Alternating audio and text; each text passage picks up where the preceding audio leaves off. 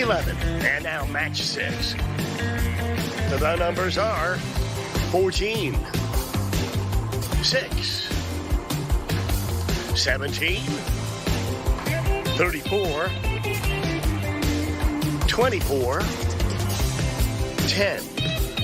Thanks for playing the Pennsylvania Lottery. Benefits older Pennsylvanians every day.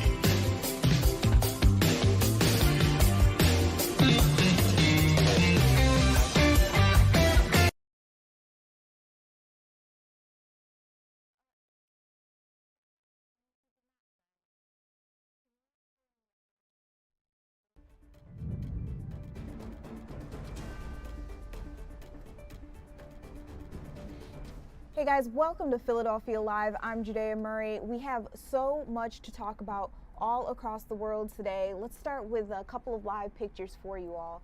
I wanted you to take a look at Artemis 2. That's the photo right underneath me. That is on Orion. The camera is showing as they make their way back to Earth. Remember, this was a historic moment for all of us.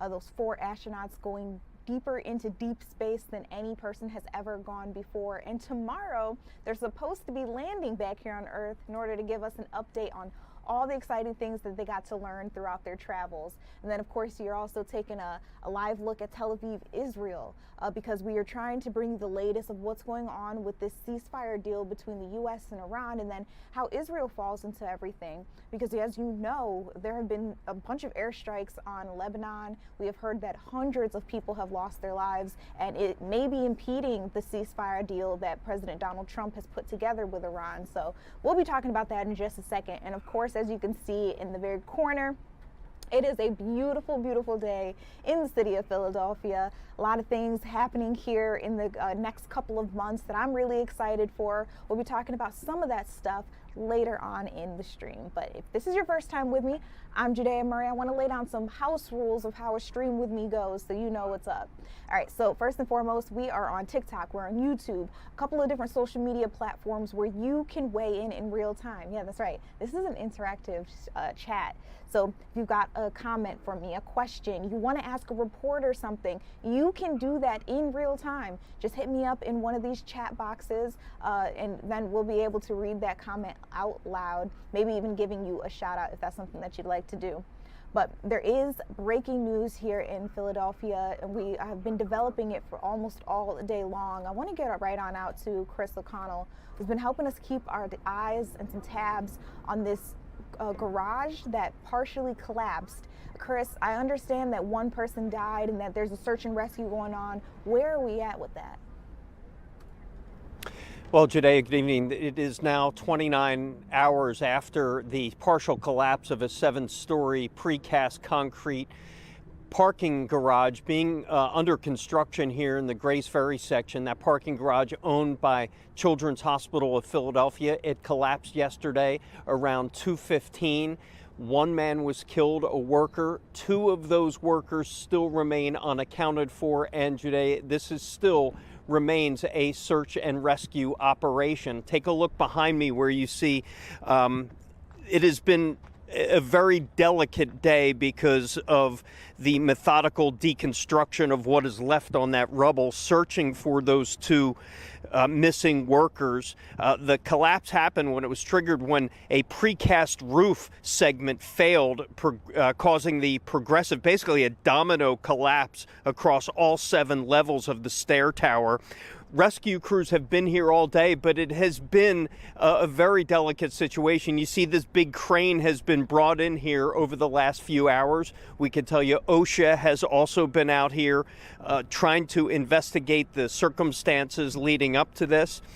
It is, once again, the parking lot owned by CHOP. A general contractor has the job, but a subcontractor was doing the concrete work, the precast concrete services. The CEO of that company tells me they are still working with the families of the workers remained on that site, but we can tell you the mayor of Philadelphia has been here for the last several hours. We anticipate a 8 o'clock briefing by Philadelphia officials. Hopefully we can bring you that live. But Judea, just a a very tense situation, knowing that 2 workers are still in there, and just getting in there, they're just trying to make sure that they deconstruct any of that rubble, because there may be voids in there. Pennsylvania Search and Rescue are here. They were asking our helicopters not to fly today, just to add some silence to the area, just in case that those workers may have been trapped in some of those voids. But right now, the public still urged to avoid this area. We are once again anticipating an update from city officials, including the mayor, in about an hour's time from now. But a really sad and tense day here at this site as workers wait for any word of their co-workers here as the search and rescue mission continues at this hour. Judea.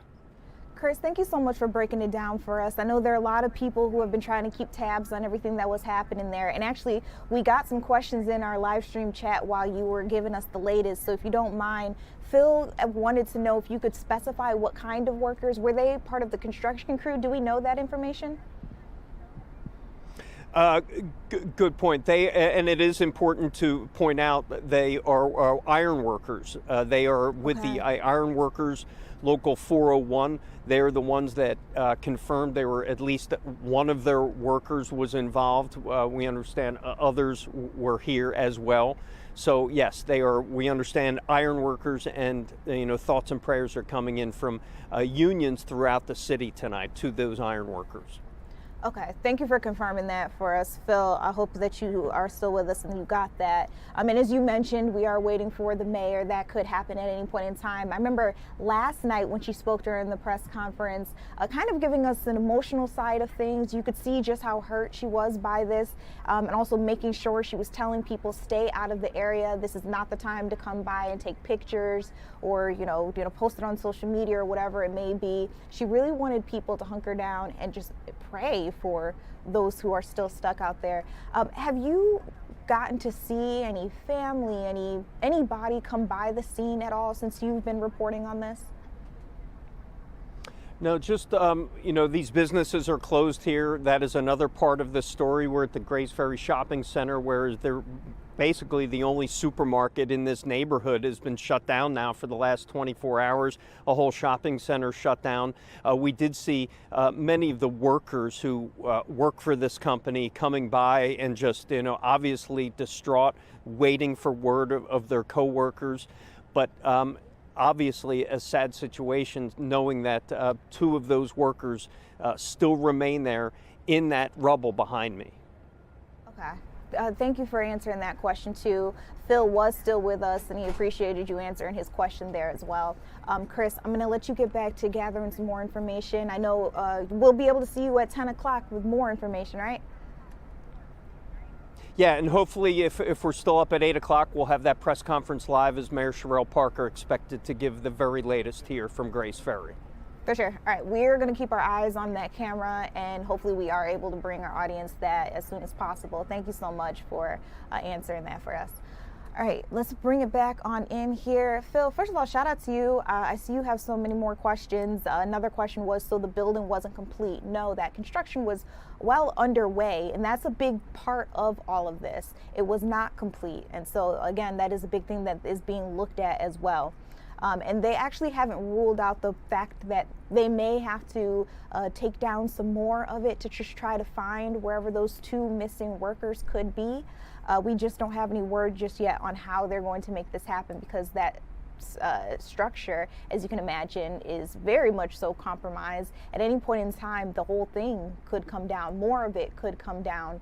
So they're just trying to be very careful, keep the rescue team and search team cared for and out of the way as well, but then also still trying to make sure that if we do have survivors on our hands, that we get them out as quickly as possible.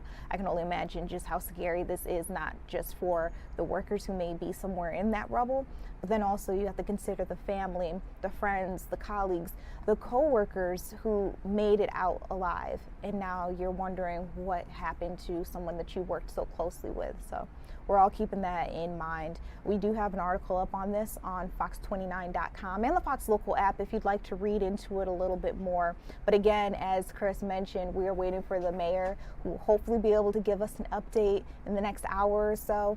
And if not, we will definitely have something for you available in the 10 o'clock hour. Now, another big thing that we are chit-chatting about today is the ceasefire deal with Iran. There's some rumors out there that it could fall apart quicker than it was put together. And I do want to get you a live look out in Israel. This is going to be Tel Aviv that you're taking a look at, because today has been the deadliest day of Israeli strikes. We have heard that Benjamin Netanyahu says that he's ready to maybe add to this ceasefire and come to terms with some more information that we could be getting on it. A tentative ceasefire with Iran has already begun to unravel, according to other media organizations who are also looking into this alongside us, because Israel does continue intense bombing on Lebanon. We have heard that hundreds of people who have lost their lives in this. And then Iran also continues to maintain that stronghold on the Strait of Hormuz. That is where a lot of the world's oil comes through. That is affecting gas prices and, of course, the cost of a barrel of oil. We have heard that they're limiting the amount of cargo ships and whatnot that are allowed to go through that area. So even if people are able to get their products through, it's still coming through at a very slow rate. And so, I mean, here in the U.S., we're still seeing very much so high gas prices. So that's we're all keeping our eyes on that. I don't know if you heard, but First Lady Melania Trump spoke earlier today at the White House. A lot of us were kind of caught off guard. We didn't see it coming, but she wanted to address what she feels is a very serious situation. You know, there's a lot going on with the Epstein investigations. We've heard that more people could come out and testify. Meanwhile, she says that she has absolutely no ties with Jeffrey Epstein or Ghislaine Maxwell, and she doesn't want anybody to keep putting her in the same sentence as them. Let's listen to what she told us earlier.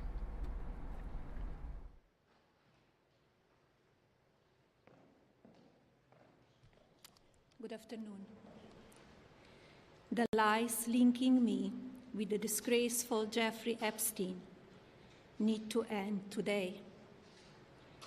The individuals lying about me are devoid of ethical standards, humility, and respect. I do not object to their ignorance, but rather I reject their mean-spirited attempts to defame my reputation. I never been friends with Epstein. Donald and I were invited to the same parties as Epstein from time to time, since overlapping in social circles is common in New York City and Palm Beach. To be clear, I never had a relationship with Epstein or his accomplice, Maxwell. My email reply to Maxwell cannot be categorized as anything more than casual correspondence. My polite reply to her email doesn't amount to anything more than a trivial note. I am not Epstein's victim. Epstein did not introduce me to Donald Trump. I met my husband by chance at a New York City party in 1998. This initial encounter with my husband is documented in detail in my book, Melania. The first time I crossed paths with Epstein was in the year 2000 at an event Donald and I attended together. At the time, I had never met Epstein and had no knowledge of his criminal undertakings. Numerous fake images and statements about Epstein and me have been circulating on social media for years now. Be cautious about what you believe. These images and stories are completely false. I'm not a witness or a named witness in connection with any of Epstein's crimes. My name has never appeared in court documents, depositions, victim statements, or FBI interviews surrounding the Epstein matter. I have never had any knowledge of Epstein abuse of his victims. I was never involved in any capacity. I was not a participant, was never on Epstein's plane, and never visited his private island. I have never been legally accused or convinced of a crime in connection with Epstein's sex trafficking, abuse of minors, and other repulsive behavior. The false smears about me from mean-spirited and politically motivated individuals and entities looking to cause damage to my good name, to gain financially and climb politically, must stop. My attorneys and I have fought these unfounded and baseless lies with success and will continue to maintain my sound reputation without hesitation. To date, several individuals and companies have been legally obligated to publicly apologize and retract their lies about me, such as Daily Beast, James Carville, and HarperCollins, UK. Now is the time for Congress to act. Epstein was not alone. Several prominent male executives resigned from their powerful positions after this matter became widely politicized. Of course, this doesn't amount to guilt, but we still must work openly and transparently to uncover the truth. I call on Congress to provide the women who have been victimized by Epstein with a public hearing specifically centered around the survivors. Give these victims their opportunity to testify under oath in front of Congress with the power of sworn testimony. Each and every woman should have her day to tell her story in public if she wishes, and then her testimony should be permanently entered into the congressional record. Then, and only then, we will have the truth. Thank you. Secretary Letnick to continue serving. As you can see, yes, that did happen today, and First Lady Melania Trump did not take any questions from the press after her statements there. Again, we are not really sure why this came about, or at least why it came about right now, but that did happen earlier today, and I wanted to make sure we all got to see what she was able to tell us there. And while we're talking about this, I also want to mention that Pam Bondi says that she is not going to be testifying as it pertains to Jeffrey Epstein. They say that, you know, she was subpoenaed to make a testimony when she was the Attorney General, but the DOJ says since she no longer has that job, she should not be forced to still come forward. Meanwhile, the committee that put forward that subpoena says that things didn't change. She still needs to come out.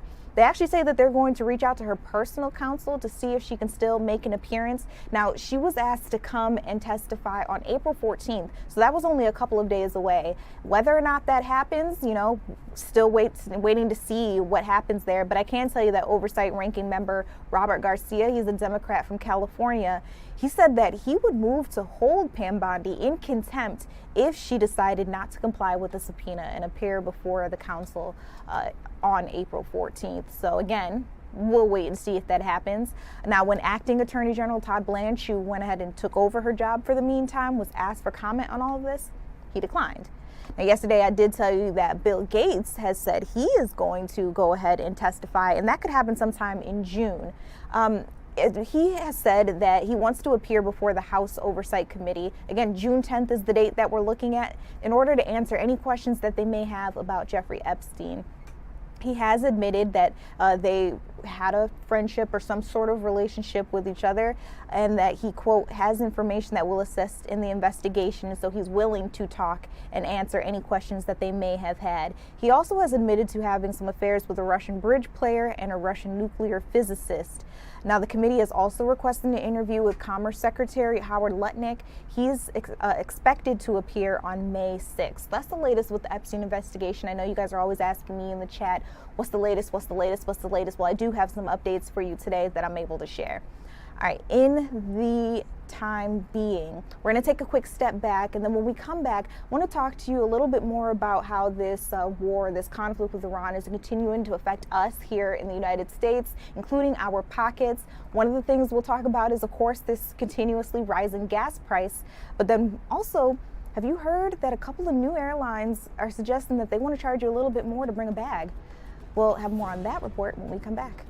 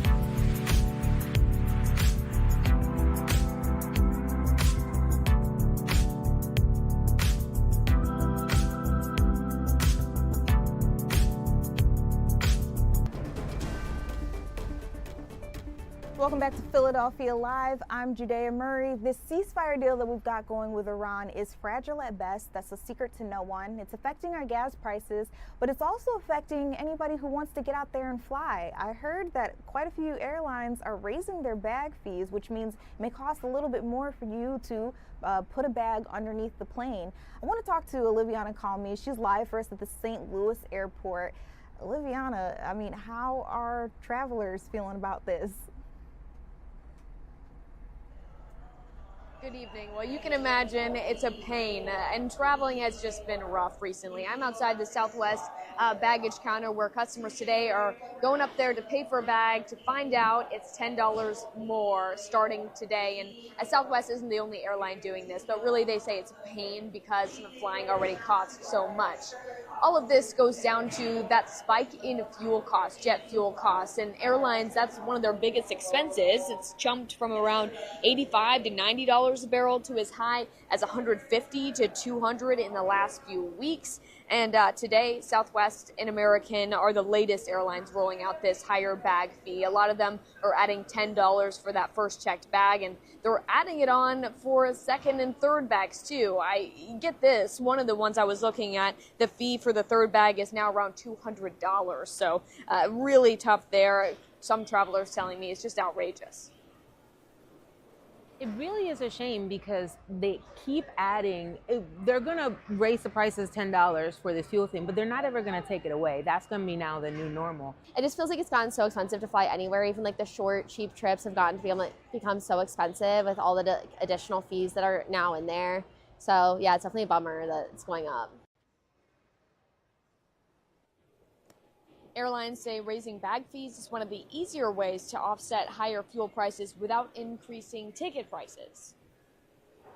Airlines are doing their best to deal with it as best as possible and trying to minimize the impact on travelers, but they have a bottom line that they have to make sure that they are hitting. So they are unfortunately having to raise some of these fees and some of their fares in response. And you hear it all the time, but booking early right now really is helpful because these fees, we don't know how long that they'll go on, but he says he thinks the bag fees at least will stay. So keep that in mind. Use reward points if you can. And if you know you're going to be flying a lot, one thing he mentions, and a lot of people here tell me they've gotten the credit card for their airline, which helps out with checked bags. I'll send it back to you. I was actually going to say the same thing. That's one thing that came to mind. I mean, I know that's not necessarily something that everybody can do, but if you can, this would probably be the time to do that. And you made a good point. Actually, Kelly Coco in our chat, or I should say Nick made a good point, but it's something that you got in your interview. Kelly Coco on TikTok says if gas prices go down, they will never bring these bag fees back down. So I mean, he kind of agreed with her. We'll see what happens, of course. Nothing is set in stone, I suppose. Kelly went on to say raising my bag fee is raising my ticket cost, just in a different place. A lot of people seem to be agreeing with her as well. That's right. And yeah, a lot of people, I asked that analyst, is it actually cheaper to go with maybe a nicer airline that has more included? But he's just like, you really got to compare everything right now. So take a lot more time researching your flights than maybe you would, last year or the year before. All right. Well, a lot of us who wanted to go out for summer vacation who maybe haven't gotten our plane tickets just yet, this is something to consider. So appreciate you for putting it on our radar. I'm going to let you go and continue, gathering more information, continue your interviews to further this story along. And with you guys out there streaming with me, we have been talking about gas prices. I want to ask you a couple of different questions. For example, first of all, where are y'all viewing from? We have viewers from literally all over, not just here in Pennsylvania, not just New Jersey, not just Delaware, but we have some of you joining us from all over the country and sometimes internationally. So where are you watching from, number one? Two, what's the gas price looking like around you? I would say the best price you've seen and maybe even the worst price you've seen. We're going to check in with AAA and see what's going on there. But want to talk to you about Indiana. A very special case here. Is anybody watching from Indiana right now? Let me know in the comment section, because Indiana has decided that they're going to suspend their gas tax for just 1 month. But this is while all the rest of us are seeing these prices surge. So Indiana is led by Governor Mike Braun.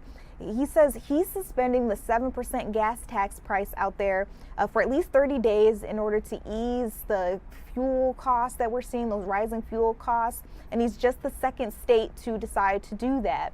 Gas prices, as we know, have surged, averaging over $4 all across the United States. That's the national average, about $4.16, which is pretty crazy considering about a month, maybe a month and a half ago, a lot of us were seeing gas prices in the $2 range or the low $3 range. So to be at $4.16 is insane. Now, of course, this is largely due to the tensions that we are seeing with this conflict as pertains to Iran, of course, us here in the U.S. and Israel too. We have that ceasefire deal, but as I keep telling you, it seems to be a little shaky there. I don't know if we're going to last the 2 weeks, and then what happens after that 2 weeks. But we are not seeing much relief here just yet as it comes to the gas pump. So Braun said on his Facebook page, and I quote, "I am suspending Indiana's gas tax for at least 30 days to provide their relief from the pain at the pump from high gas prices." So that's the latest there on that. Pennsylvania, I mean, should we follow suit, or some of the other states that are joining us? Okay, we've got California hasn't seen gas at $4 in a while. Yeah, I'm so sorry. You are absolutely correct. you guys are probably in the $6, $7, maybe even $8 range. So while we're over here talking about $4, you're probably like, what in the world? They are actually, oh, the average there is actually $5.92.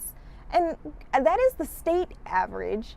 But I'm wondering what it's like when you get into the cities, because I feel like I have seen pictures of LA gas prices and they're looking deeper into like $7. Where it's red, more expensive. Where it's blue, less expensive. And I just saw LA for a second and it looked like it was only about $6.03. Okay, that's a lot better than the $7 or $8 that I was thinking about.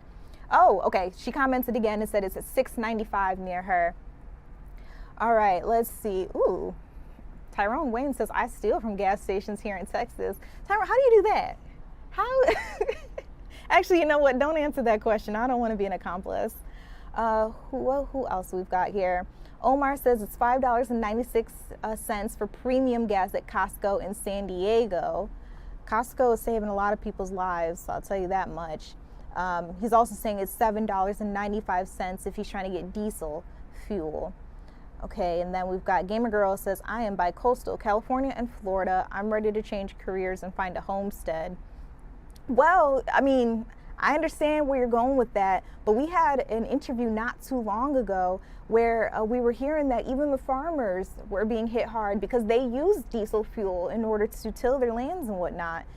So that homestead sounds great, but really we all have to keep our eyes on our pockets and just try to figure things out. Everybody's trying to balance the checkbook in one way or another. All right, when we come back, we've got a chat with Chelsea Torres. Artemis 2, that mission is still ongoing and it will end soon actually, but I want to talk to you a little bit more about what they're still doing in space, as we know they're making their way back to Earth. We'll be checking in with Chelsea in just a second.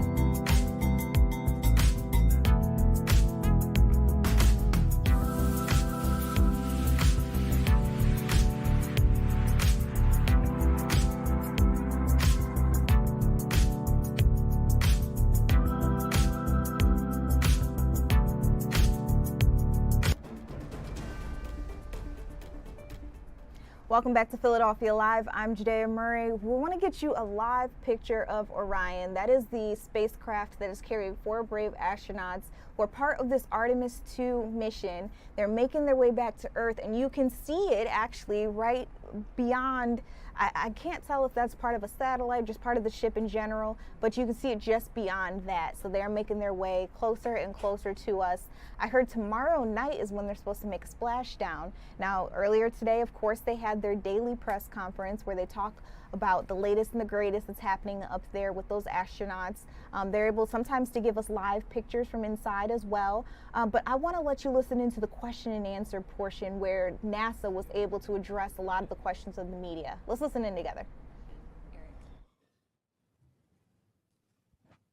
Eric Berger, Ars Technica. Thanks for doing this. Question for either Ahmed or Jeff, I think. Back a little more than a decade ago, the Curiosity mission had its 7 minutes of terror. And I'm not trying to imply anything, but I want to get a sense of the 13 minutes of entry from entry interface to splashdown of how we should be thinking about it. That's the 13 minutes of what? I mean, I'm going to tell you, it's 13 minutes of things that have to go right, is the way I think about it. I have a whole checklist in my head that we're going through of all the things that have to happen. The forward bay cover has to come off.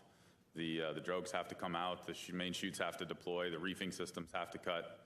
And we have to get touchdown angle alignment correct and then hit the water correctly. And even prior to that, right, we've got the CMSM SEP separation between the service module and the crew module. That has to go right. And then you have the heat shield that has to work. So it's not so much 13 minutes. It's more, in my head, about an hour and a half of things that have to go right. And that's the way I think of them. Okay, we'll take another question here in the room. Jackie, go ahead. Hi there. Question, I think, for Jeff. I just wanted to check in. Yesterday, it seemed like the schedule moved around quite a bit as they were troubleshooting. I think it was an oxygen tank pressurization issue in the service module. Can you walk us through what that issue is, how long it's been a concern, and whether or not it's a big factor here that's outstanding? Thank you. Sure. So it's actually not an oxygen tank issue. It's oxidizer. It's in the propulsion system, not in the breathable atmosphere system. And so it's one of our two-part propulsion system, which allows us to burn in space. We are seeing what is a small leak in our pressurant system. The leak is not to space. It's internal to the system, across some of our valves. And we really need to characterize that to see what, if any, modifications we might need to make in the future. And so we had some time on the timeline dedicated to some other activities, right? Having the crew pilot the vehicle again.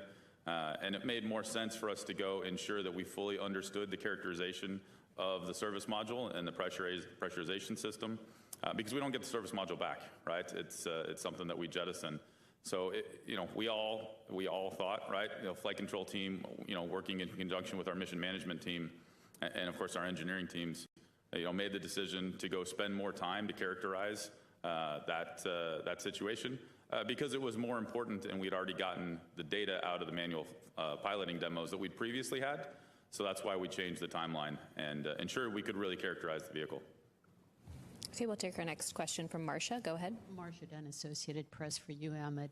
I know all the data and all the analyses points the way for a safe splashdown tomorrow, but still human emotion must be at play. How tense, stressed are you? So much is riding on this mission. All eyes will be, so focused on all this tomorrow around the world. Yeah, I mean, I think there's no question that we'll all be anxious, and but we'll be with the families. We'll be with them. We'll all be together. I have full confidence in the team. They do too. That we've been with them the whole time, and so we've done the work. It's impossible to say you don't have irrational fears left, right? But I'd tell you I don't have any rational fears about what's going to happen. We've done the work we need to, and we have full confidence in the team, the recovery team, the flight control team, analysis, and the work we did. All right, so NASA says they feel very comfortable with the splashdown that's supposed to take place tomorrow evening, and hopefully we'll be able to bring that to you live right here on Philadelphia Live. We're going to get back to NASA and Artemis 2 in just a second, but I do want to bring you out to some breaking news. This is a live picture that you'll be taking a look at out in California. As you can see, you're seeing law enforcement officials standing at attention. They're giving a salute to another set of officers. Information that we are just getting in about this picture you're taking a look at. A California sheriff's detective was shot and killed today. They say he was serving an eviction notice after an armed suspect opened fire on deputies in what authorities are describing as an apparent ambush. So they say that suspect, who they have named, by the way, They say that he was being served a final eviction notice after not paying rent for 35 days. When officers came up to serve that notice to him, they say that he opened fire. They tried to return it, but that one detective was struck. He was transported to Sierra View District Hospital, and unfortunately, as of 11:57 a.m., he was reported dead. Now, the officials who tried to help him and get him to the hospital as quickly as possible also say that they thought about airlifting him and that it wasn't an option because he was in such unstable condition. So this is a very hard scene that we're taking a look at here. They had a procession a little earlier, and now it looks like community members, family, friends, and other law enforcement officers are coming to pay their respects. So that is a live picture that we're taking a look at there. Again, a very hard, horrifying story that is unfolding before our very eyes. But I wanted to make sure that you guys understood what was happening across the country as a whole. Now, I did say that we were going to get back to Artemis 2. You know, this is a big, big mission that 4 astronauts are making. They are on their way back to the Earth as we speak. And in just a few hours, tomorrow night, they're expecting to make that landing. I want to check in now with one of our reporters from Fox News, Chelsea Torres, who I believe is live for us right now in Houston, Texas. Chelsea, talk to me a little bit about this mission and, you know, what's it going to take to get them home. Hey there, Judea. Well, the Artemis crew, they're confident they're going to have a safe landing. And here at Johnson Space Center, NASA officials say that all of the testing and demonstrations they've done in the past 9 days really come down to those final moments of re-entry. The Orion capsule is picking up speed as we speak as it heads closer to Earth. So the crew is just preparing for an impactful re-entry back home. Now, before the spacecraft reaches Earth's atmosphere, Orion will come in at a max velocity of nearly 25,000 miles per hour. Then in under 30 seconds of hitting our atmosphere, the flight control team here in Houston will lose communication with the crew for about 6 minutes because Orion will be coming in extremely hot and fast. NASA officials say it will take 13 minutes just from re-entry to splash down. And here at Mission Control at Johnson Space Center, ground crews are looking at everything ahead of landing. So we want to ensure that the spacecraft can still fly safely home. So we have some ways to alter the landing, which shortens our entry profile. We land further uprange, but they are certified spacecraft guidance, navigation, and control modes that will ensure a safe landing in multiple failure condition contingencies. And the astronauts, they're ready too. They've tested their gear, including compression garments worn inside their spacesuits. This will maintain proper circulation and blood pressure during the G-forces of re-entry. They're also going over the timeline, weather updates, and recovery preparations. But for these modern-day explorers, they say the pictures we've already seen of the moon are just the beginning. We have to get back. There's so much data that you've seen already, but all the good stuff is coming back with us. There's so many more pictures, so many more stories, and gosh, I haven't even begun to process what we've been through. We've still got 2 more days, and riding a fireball through the atmosphere is profound as well. I even spoke to a NASA scientist who is going through all of this data and footage that the Artemis crew captured and will be for months to come. She says it's going to be used for the next moon mission. They saw multiple flashes. So what those are is meteoroids hitting the lunar surface and making new craters. Like this happened while they were flying by. They saw browns and they saw greens and they saw different colors coming out of certain craters. And so their observations are telling us information about the interior of the moon. Now, earlier, NASA officials also reassured that they have everything prepared. They said Artemis crew have done their job, and now the ground crew here needs to do their job just to get Artemis here back safely. And they also have U.S. Navy personnel, divers, and NASA personnel out in the Pacific awaiting that arrival. Judea? This is so cool to me, and I'm glad that she mentioned the colors that we were seeing on the moon. Of course, I've been seeing pictures being posted on social media, and to be honest, I didn't know if they were real or fake because, as to my knowledge, I thought the moon was just, I guess, black and white. And maybe that's a little silly, but it's been so cool to see from their perspective what they're seeing like in real time, and then how that's getting back to us on Earth very quickly. No, absolutely. And I think the big question here is, this is a test flight. It's all about education and figuring out what exactly is out there. And so I wanted to find out, okay, well, what's next, right? What is going to happen with all of this data and footage that we've captured? And now how will we use that for future missions ahead? So it was a great interview. She had some great knowledge just about what they've already captured and what they were able to describe that they saw on the lunar surface. Pretty fascinating. Now, Chelsea, everybody who's been put on the Artemis 2 story, I've been asking them the same question. What is the coolest thing that you think you have learned since you've been researching and interviewing? And I want to ask you too, do you have anything you want to share either from today or just your entire time researching this? Yeah, I mean, I think even just kind of going back to the NASA planetary scientist that I got to speak to, she just had some great little sound bites when it comes to how excited not only her team was, but of course we've been seeing the Artemis crew and how excited they are. I mean, they truly are like kids on a vacation on a roller coaster. You watch them and they're so giddy when they're taking their pictures. Even some video that I showed, this was late last night, where they turned the streaming camera around and looked out the window so that way we could see Earth from afar. It was just, it's really cool, I think, seeing it from their perspective. And for me, it's the whole world is watching along with them, but they're bringing us along on this journey. And I think that's been the best part about covering this Artemis 2 mission. Mentioning that they're like kids is probably the best way to describe it. I saw a video where I can't remember who they were actually interviewing, but you can see Victor the pilot in the background, and you know how there's no gravity. He's just doing spinning and spinning and spinning behind him. So just like you said, it's like kids. What would happen if we were in an anti-gravity chamber? We would all be playing around too.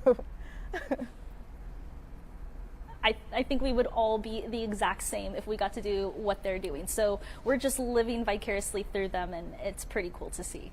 100%. All right, Chelsea, thank you so much for giving us this insight into the mission itself. We'll be checking in with another Fox News reporter a little later on, you guys. Who's going to talk to us in depth about that splashdown mission. It's going to be so cool sometime tomorrow. Chelsea, thank you for your time. All right, you guys, I want to see if we can get you back out real quick to that scene in California. A couple of you guys didn't make it in while I was talking about it, just caught the tail end and wanted to make sure they understood what was happening here. So you're seeing family, friends, community members, other law enforcement officers come and pay their respects because we have heard that a deputy out in California was shot and killed in the line of duty today. Okay, that camera is starting to go off. They may be resetting themselves up in a better position, so let's give it a second. But if you are listening still to me, that California sheriff's deputy was shot and killed earlier today. They say he was serving an eviction notice after an armed suspect opened fire on deputies in what authorities are describing as an apparent ambush. This was at around 10:40 a.m. their time. Deputies encountered this man identified as David Morales, and they say that he hadn't paid his rent in over 30 days, and so they were officially giving him that notice that he needed to leave the premises. And unfortunately, they say that he opened fire. They did return it. That suspect remained barricaded for quite some time. But when he did open fire, he hit a deputy, a detective. That detective was transported to an area hospital. Unfortunately, he did not make it. He died at 11:57. And what's even harder about the situation, emergency responders say that they considered trying to put him on a life flight. They were going to put him in a helicopter to try to get him help even faster, but they said his condition was so unstable that he wasn't going to make it, and so unfortunately he did die at that hospital. I believe you're taking a look, I think that's the sheriff leaving the property now, but you could see just how many people had come out to pay their respects, how many people were lined up at this facility, and able to show the other officers that, during this time of grieving, they're not alone. So I have a sense that we are probably going to get more information in the time coming about this situation. They did have a processional a little earlier today as well, and I think that's how everybody ended up at this central location that you're taking a live look at right now. So that's happening in California while I'm live right here in Philadelphia. This is the kind of thing that we can do on the live stream, where we'll take you out to different places, show you news that's going on anywhere and everywhere live in real time. If you have any questions about what happened, if you want me to ask a reporter anything, maybe I'm not touching base on a story that you see is getting some traction and you want me to touch base on it, we can do that. All you got to do is hit me up on TikTok, Facebook, YouTube. I'll be able to answer your questions in real time. So a lot of you guys are coming in saying what's happening in Cali. If you did just miss it, just real quick, sheriff's deputy shot and killed in the line of duty. They say that he was serving a final eviction notice to a gentleman by the name of Morales. Morales opened fire. He did not want to leave, and unfortunately he struck that deputy, that detective. They rushed him to the hospital. He did not make it. Then barricaded himself inside a building. I actually did get to hear from a press conference with the sheriff who mentioned that he was still inside that building. I don't know what has happened to that person at this point in time. I'm gonna keep researching that, and when I come back from the commercial break, hopefully I have an answer for you guys on that. We'll be right back.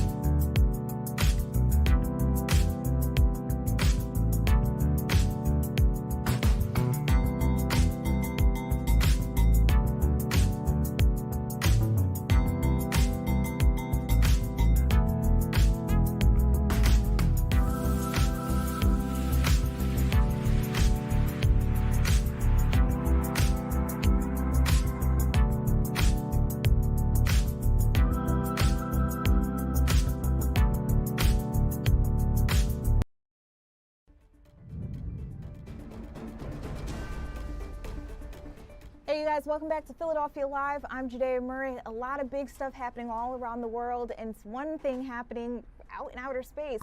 We heard that the 4 astronauts who made it out deeper into deeper space than any man has gone before, even deeper than our crew went in 1972. Well, they're on their way back to Earth, and tomorrow they're going to have something called a splashdown. Here to talk to us a little bit more about what that is, what that'll entail, is one of our Fox reporters, Sarah Allegre, live for us in San Diego.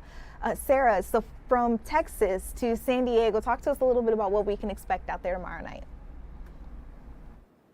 Hey, Judea. You know, it's been so great talking to you throughout this mission. Yes, from Mission Control in Houston, now here in San Diego. And let me just tell you, there's a whole lot of pride here. You know, this is a city with deep Navy roots, and a couple of bases here playing a big role when it comes to actually rescuing the Orion capsule and getting those 4 astronauts home safe and sound here. We know locals up and down the coastline are going to gather together, people from all over really, to witness this mission come to completion. We're back in the game of deep space. Americans love a winner and will not tolerate a loser. The newest chapter in the space race is set to wrap up, at least for now, off the San Diego coast. The 4 astronauts on board the Orion spacecraft are on their way home. People have been rejuvenated by one word that's going on in space today, and that's the moon. And at the San Diego Air and Space Museum, the story of the Apollo program is once again front and center, with the attention back on deep space more than half a century later. It's really cool because there are so many historic moments that have happened, so it's kind of cool to just be a part of one of them. And now people from all over getting ready to watch this mission wrap up off the shores of San Diego. What could be better than coming back to San Diego? I don't know. I can't think of anything. And sailors based here are also on the front lines. They're working with NASA to recover the Orion capsule from the Pacific, bringing it back on the USS Mertha, a Navy landing platform dock, or LPD. I'm delighted to see that that the Navy is able to use an LPD for such a peaceful mission. It just makes me happy. And back at the Air and Space Museum, where thousands of eyes will look to the sky Friday evening, there's a feeling of hope that a new generation will continue the race to deep space. There can't just be one greatest generation. There has to be future greatest generations, and I say plural. Your generation and the generations that follow you are going to have a wonderful future because somebody will land on Mars. Yeah, but first comes tomorrow's splashdown. Weather also has to play a role here, just like liftoff as well. You know, you can't have any rain or any thunderstorms within 35 miles of the splashdown zone. We know forecasters tracking a storm system out of the Pacific, but at least at this point in time, we should be good to go for Friday, tomorrow night, just about 24 hours out, Judaiah. You know what? California typically does have beautiful weather, so we are all hoping and praying, keeping our fingers crossed that everything goes to plan. Sarah, I got a big question for you. I saw this on social media. It may sound silly, but I don't care. I'm going to ask it for the people because they won't ask it themselves. Someone said that a splashdown is interesting because it's not that the whole rocket is coming back to Earth with them. So what is? Do you know exactly what a splashdown looks like? Are they going to land in the water? Are they trying to land on the pad? Is it going to be just the astronauts like with a parachute? What does that look like? Well, it's going to be them within their Orion capsule. And we've seen some photos and videos of it. I believe our Chelsea Torres also gave you guys a tour of inside just yesterday. It kind of looks like the Darth Vader helmet, to picture that. I think that'll help kind of draw a picture for you. And so what we're going to see is parachutes break open eventually while they're kind of midway down. And then that's going to allow for a gentle of some sorts of a re-entry into Earth, or at least once they splash down off the coast and actually reach the water surface. That's when we're going to see Navy dive teams come on in. They're going to be on the jet skis, I believe, kind of gathering the Orion capsule and then using their tools to bring the Orion capsule back onto their landing platform dock. So think of a giant Navy ship, but it's going to have this big open way in between so they could kind of bring in the capsule inside and then bring it onto a landing dock. I mean, these ships are huge. There's a whole lot, and it's got to be a gentle re-entry, right? It's then bringing each astronaut out one at a time, making sure they're okay. They're going to have those beds ready to go, those rollaway beds ready to go, because they're going to, they haven't been on Earth for quite some time, so a little bit of loose limbs we can expect. But this is something that they have been preparing for years to come. I've been following it since 2024, I want to say personally. It's been going on far before that. The Navy here has also assisted in several splashdowns in the past as well. So they have a good system in place, but yeah, it's just the Orion capsule that's coming down. Okay, thank you for telling me that, and telling me that it looks like Darth Vader's helmet gave me the perfect visual, so thank you for that. Now, another question that I have for you, you mentioned you've been looking into this yourself since 2024, and of course I've asked you before what the coolest or most interesting thing you think you've learned so far. Has that changed today as you're learning a little bit more about the splashdown? Yeah, absolutely. I think this is a fun angle to cover from, especially when I was here in 2024 looking at how they were going to do it. And it's just crazy to think that we are finally in this moment too. I think you got a couple hundred or just around that who are helping play a role in that. You're just seeing how much of an effort this mission goes into. Yeah, there's so much focus rather on the 4 astronauts on board, as there should be. They're incredible. But I think as you cover every single side of this story, every little angle, you see just how many people have played a role in this mission, and when it comes to carrying out its success as well. So it just goes to show you this really big picture visual of Artemis 2 and what that looks like and how that's going to look for future missions to come. Artemis 3 with testing out the landing gear, Artemis 4 actually putting boots on the ground, and then the future missions building that lunar base as well. But I think every time I cover this story, I realize more and more people are a part of this and play a huge role in bringing this all together. And so far, it's been such a success. I'm really happy to report on such a positive story. Yeah, I know that has to be refreshing. I really get to enjoy some of the times where I do touch on more positive things as well. I see that we're coming to our end of our time with you, so I'm going to let you go.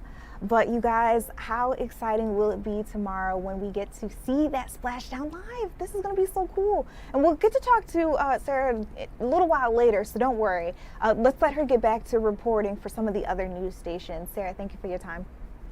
And our camera in California is going in and out, but I do think we have a steady shot right now. I want to just remind you all that we are keeping eyes on this very much so developing situation where they say a man shot and killed a deputy earlier this morning. They say they were in the area to issue and serve an eviction notice, but that man, identified as Brian Morales, has said that he wasn't going anywhere. He had been not in his apartment, not paying rent, according to officials, for I think about 35 days. Now, again, when those detectives came to the scene, they say he opened fire on them, striking one of them. That person rushed to the hospital. Unfortunately, they did not make it. Now, before the commercial break, I told you I would look into whether or not that suspect was still outstanding, and so far it looks like that person is. They say that the person is still holed up somewhere. And deputies are still trying to get them to come out. We're also hearing that there may still be shots being heard in the area. So again, we're going to keep our eyes on that. That's something that's happening in California. But another big issue coming up soon. We'll hopefully have this for you within the hour, but I can tell you that soon there's going to be a press conference right here in Philadelphia with the mayor, where we're supposed to be hearing about this collapsed garage. As you all know, one person definitely confirmed dead.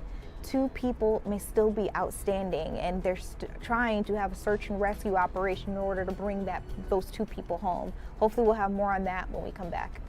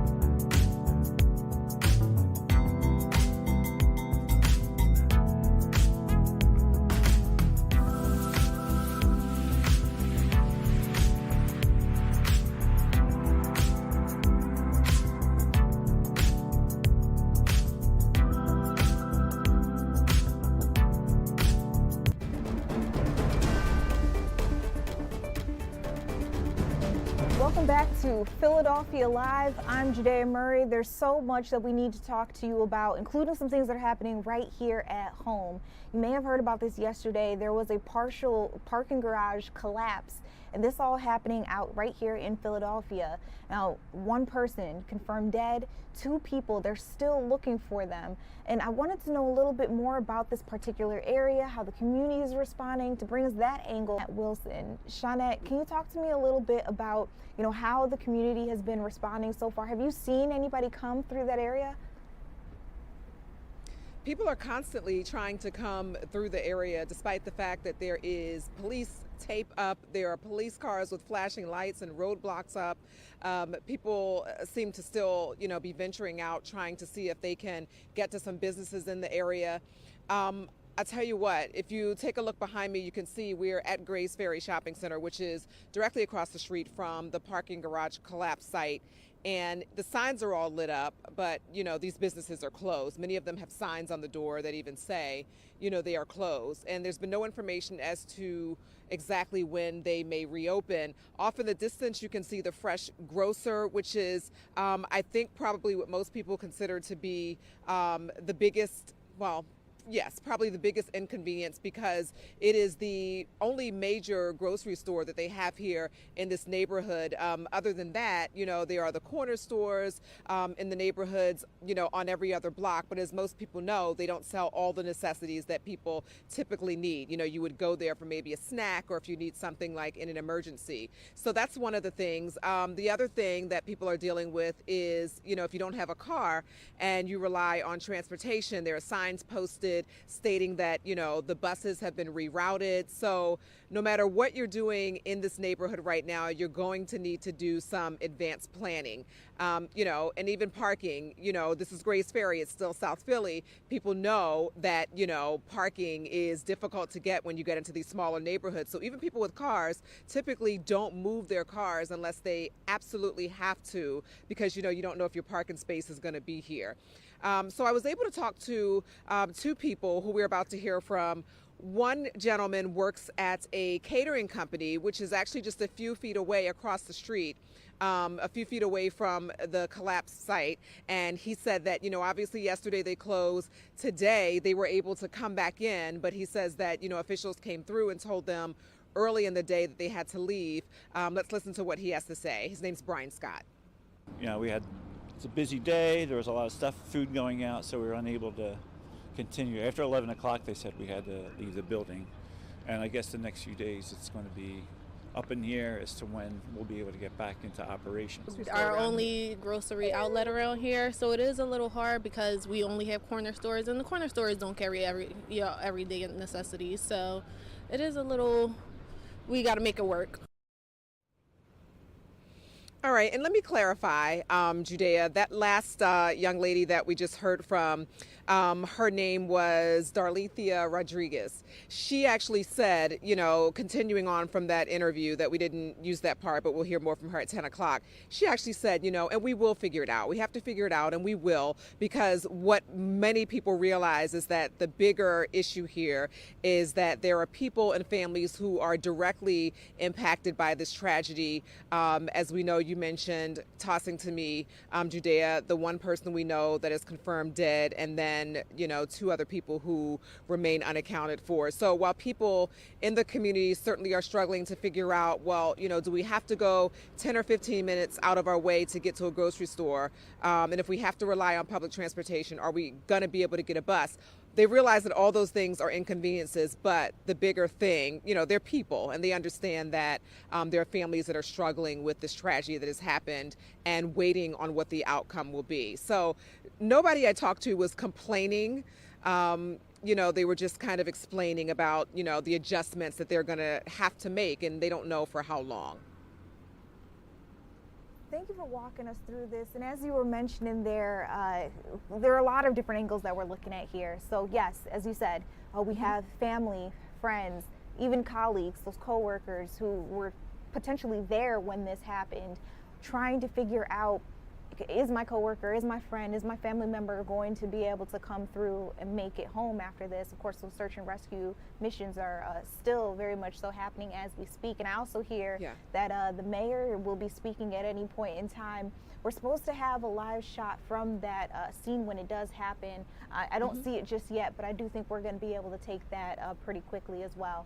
And then in addition, I'm sorry, Shawnette, just not to cut you off, but the other side, of course, that we're hearing from you is that there are all these business owners who, now that that entire area has been shut down, they can't get customers and they still have to put food on the table as well. It's like no one's winning in this situation.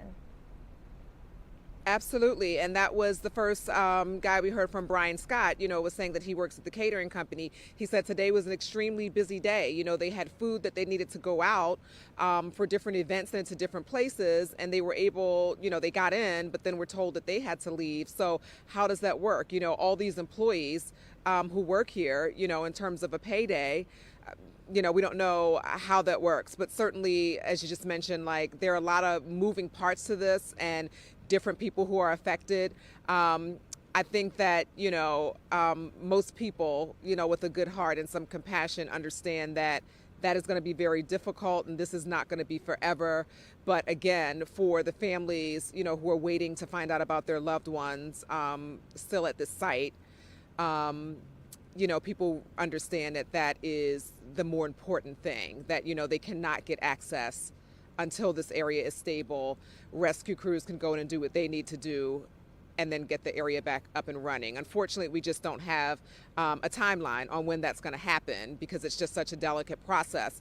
And you did mention the press conference. A police officer actually just came over maybe about 10 minutes ago to let us know, where it was exactly where it was going to be happen, when to get over there. And, Chris O'Connell's there, our coworker, just on the other side. So, he'll be there for that when it happens. But yeah, aside from people, some people who just don't know, maybe a lot of people in the neighborhood just assume that, like, okay, the shopping center is across the street, so they maybe thought today it would reopen because, this poor Philly police officer over here has been busy today, busy with people jogging, people biking, walking up saying, oh, can I go over here? So there are some people who probably just assumed that because it's across the street that it might, be open back up today.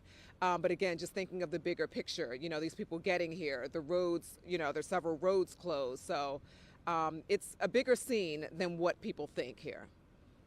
For sure. And we actually have a picture of that live podium. So when the mayor does come up, we'll be able to see it. But to your point about them telling people to stay out of the area, even though it's across the street, I hear it's about a noise issue. They're trying to keep things as quiet as possible so they can hear if someone is still calling for help, someone maybe trying to move things around so they will be able to hear where that person is located. So I think part of it is just, in general, just keeping the congestion down, but I'm also hearing that it may also be keeping the noise level down too. Well, I tell you what, that also is going to be a challenge because the streets that are open in the neighborhood, they are jam-packed with people kind of being rerouted, and there is a lot of horn honking, because they're being rerouted through the heart of these neighborhoods, which, this parking garage, right behind it is a playground, which is closed off. But then, there's a neighborhood directly behind it and on the other side of it. So, we pray for the best. Of course, I join you in that. And I'm sure some of our viewers who believe in it will also be joining us in that as well. We do have an article up on this on our website, by the way, you guys. On fox29.com. You can also go to Fox Local if you're trying to learn more information. But again, pretty soon, so don't go anywhere, pretty soon the mayor is supposed to be giving us an update, and hopefully we have some positive news out of this. Shawnette, thank you so much for giving me some of that information. I'm going to let you get back to it because I know you're probably trying to get ready for that press conference as well. It may impact the way you tell your story later on tonight at 10. All right, you guys, I have a lot of news to run through with you. We are on podium watch. If the mayor does come up, we will jump right out to her right away, so don't be alarmed. We're going to take a quick break. When we come back, I'll run through some of the biggest things happening around town today.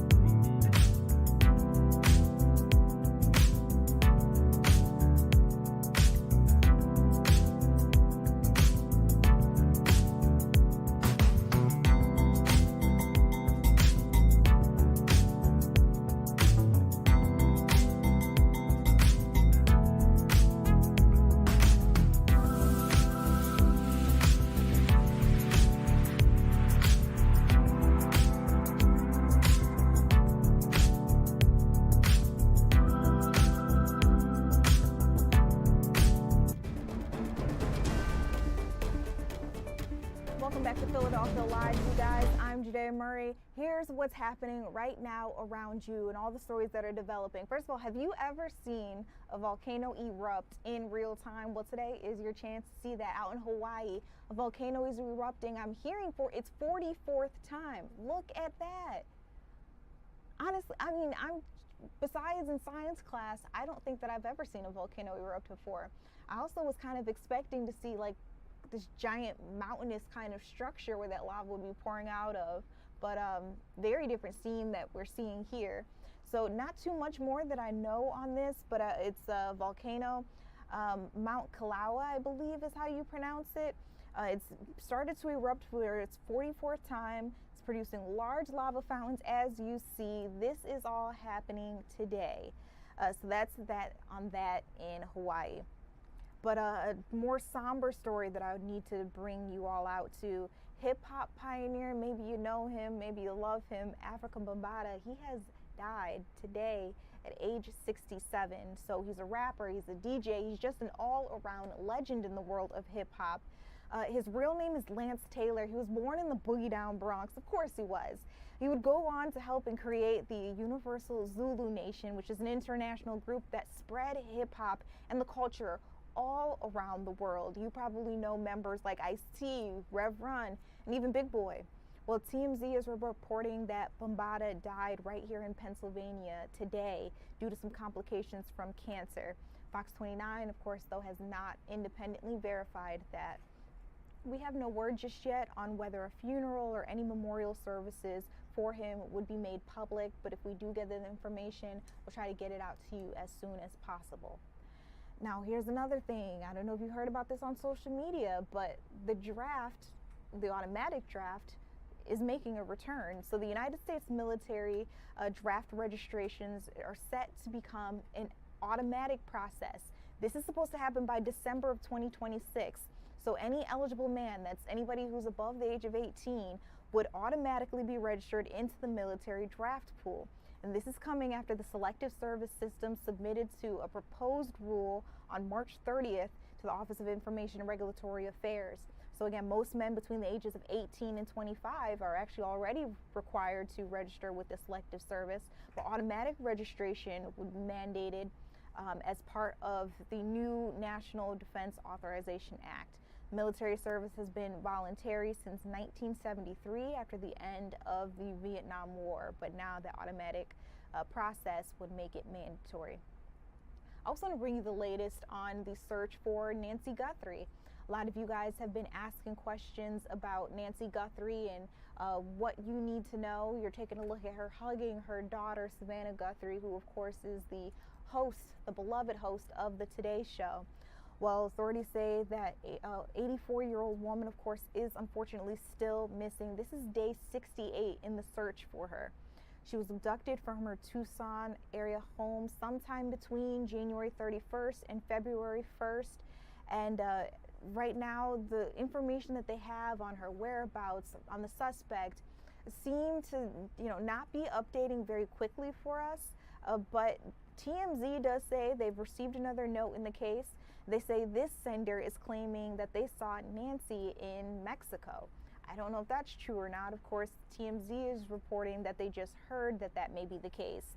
And then, of course, as you know, a couple of days ago, Savannah Guthrie returned to the Today Show. She seemed to be in high spirits, but I can only imagine what was going through her mind as she's trying to make sense of this new normal without her mom and hoping that someone out there knows where she is, can help find her.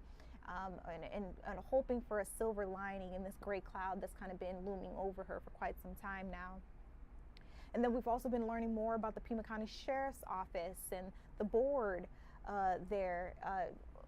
Let's move on to another story. Diddy's lawyers are appealing his conviction. Very big in the world of entertainment. As you all know, Diddy was recently convicted in sex crimes, and a lot of people thought that he was going to be put away for quite some time, but his lawyers have arrived at a federal court in New York hoping that they can get that conviction overturned. They were expected to argue before federal appeals court judges that this mogul, Diddy, was treated unfairly at trial, and so they should take another look. And they also say that the films of Combs' sexual encounters with sex workers and his girlfriends were, and I quote, amateur pornography and protected by the First Amendment. So Diddy is currently serving more than 4-year prison sentence on prostitution-related charges. Whether or not his lawyers will be successful in getting that overturned or just a second look at it, still to be seen. Last but not least, USPS, if you haven't heard, is suspending its employee pension contributions. It's a very big deal if you have a loved one who works for USPS. Service says it's making the decision to halt contributions to the federal employee retirement system as they deal with an ongoing cash crisis. The USPS contributes around $400 million a month to its employee pension program. So you can imagine that if they stop doing that, that's a lot of money that you might be missing out on. Postal Service says that it still will send worker contributions to their retirement plan. It will also continue sending employer automatic and matching contributions and employee contributions to the thrift savings plan. The temporary halt comes 1 month after the Postmaster General told Congress that the postal agency could run out of money within the year. So this seems to be a way for them to cut costs. All right, you guys, while we're still on podium watch for the mayor, I want to keep our, all things going. While we're talking about some of the biggest things that you might be talking about, what might be trending, I also want to get into sports. There are a lot of things going on tonight, including a Flyers game and a 76ers game. Let's bring in Scott from our sports team. Scott, Flyers started playing at 7 p.m. How are we doing at this point in time? Hey, they were fine after the first period. It was 1-1, but Detroit was, can you hear me okay? Yeah. Okay, yeah. Detroit was on a 5-on-3 power play and scored twice. So right now Detroit has a 3-1 lead on the Flyers. It was all due to all 3 of the goals by Detroit as power play goals. So they had, Flyers, and they took advantage of it. Still plenty of time to play. Still most of the second period left and all of the third period. But this is a big game for the Flyers. They're in that 3rd spot in their division. They need to kind of stay there to avoid having to then deal with the wild card race. But they're only in that spot by 2 points, so they need at least a point tonight, which you can get by getting to overtime. That would certainly help their cause. So we'll see what happens with the rest of that. But they only have 3 more games after tonight in the regular season. So these are all very important games, and this is a big one in Detroit tonight. Okay. So we're keeping our eyes, of course, on the Flyers. You mentioned if we want that extra point, we would probably have to go into overtime. So we'll see if that happens. The 76ers are playing tonight, too. I'm sorry, you guys call them the Sixers. They're playing the Houston Rockets. And that game also got underway not too long ago. How are we doing there? Yeah, that was last I saw. It was 14-10 Houston. So very, very early there. The big thing is that the Sixers are playing without Joel Embiid. We got word originally earlier today that he was going to be out due to an illness, and then that progressed into a statement from the Sixers saying that he had appendicitis and he was having emergency surgery in Houston tonight, earlier this afternoon rather, for an appendectomy. So Joel Embiid, we don't know how long he's going to be out, but common sense says he's going to be out for the rest of the regular season, which ends on Sunday. And then he's likely going to be out for at least another probably couple weeks after that. So the Sixers are really going to have to win probably a playoff series, if not more, in order for him to be able to come back. So they're in a big game tonight in Houston. There's only a couple of games left in their season. Their season ends on Sunday. So it's a big game for them tonight because they're only a game out of the 6th spot, but they're also 2 games out of 10th. And the 7th through 10th seeds all have to play in the play-in tournament. So the Sixers would love to avoid that. But to avoid that, they really got to win this game tonight in Houston. So we'll continue to keep an eye on that. Well, good luck to them, too. And honestly, good luck to Joel, because listening to you guys talk about him, it seems like he gets injured pretty often. So I'm hoping that he makes it through. He'll be all right, and he'll be back on the court in no time. Well, I think that's what frustrates a lot of Sixers. Look, it's an appendicitis. It's a shame that it happened. But it's the timing of it all. He just can never be healthy going into the playoffs, and that's what I think really frustrates a lot of Sixers fans out there, is because if they had a healthy Joel Embiid, they kind of think they've got a shot to really make some noise. Without him, it's a whole different team, a whole different attempt at trying to go through the playoffs without him. Okay, well. Again, we're hoping for the best. He had that surgery, I think, earlier today. I don't know if he's already made it out of it, but good luck to him. And then, of course, no Phillies tonight, right? No, they're off. I think everybody's glad to hear that they're off. They've gone 20 straight innings without scoring a run as an offense. So I think they needed a break. They're back here. They'll open up a homestand tomorrow when they play the Diamondbacks tomorrow night. So it'll be good to get the Phillies home. Hopefully they brought their bats, or if they left them here, they found them again so that they can start getting some hits. Make it for a good homestand here for the fans to watch. And this team really needs to get itself going. They're 6-6, which is not terrible, but it's not what everybody had hoped that this team would start out as. So we'll see what happens tomorrow night when they play the Diamondbacks. We sure will. And of course, we'll be touching base with you later on as well. Hopefully we're hearing a much better wrap up of what sports teams are doing tomorrow. Thank you, Scott, for your contributions tonight. No problem. All right, you guys, I mentioned that, we are still on podium watch for the mayor. Soon we are expecting to hear her talk to us a little bit more about this partial garage collapse where we know one person has died. They lost their life. 2 people still being searched for at this point in time, and we're just hoping that she comes out to this podium and tells us something good. But if not information on this search and rescue, just hoping she gives us a little update onto what exactly is going on there. Maybe even when that shopping area that's nearby could be reopened. We also know that people in the community are going without a grocery store. They are not able to walk through that area, and a lot of them are not able to drive through that area as well, which is causing some congestion very close by. So once we get her up, we will be able to share that with you live. I also want to bring you back out to Hawaii real quick so you can see that volcano that is actively spewing. There it is. There it is. And this is the 44th time that volcano has erupted as well. And then every now and again, I do see that camera's going in and out, so I'm a little hesitant to take it, but just letting you know that we're also keeping our eyes on this situation that's been developing in California, where a detective, let's come back to me here in studio, a detective was shot and killed today while trying to serve an eviction notice. That suspect that they believe shot him is still out and about. They say that he's barricaded himself in some sort of apartment, home, whatever it may be. He's not coming out just yet. This shooting happened earlier this morning, so we're still waiting to see what comes out of this situation. When we come back, though, there's a lot that I want to talk to you about, including the Democrats. They have been talking about this war powers resolution. They tried to make it so that President Donald Trump, his war powers would be curbed. This is while we are in a 2-week-long ceasefire deal with Iran. But it looks like that did not work itself out. Republicans decided to block it. We'll talk to you more about that when we come back.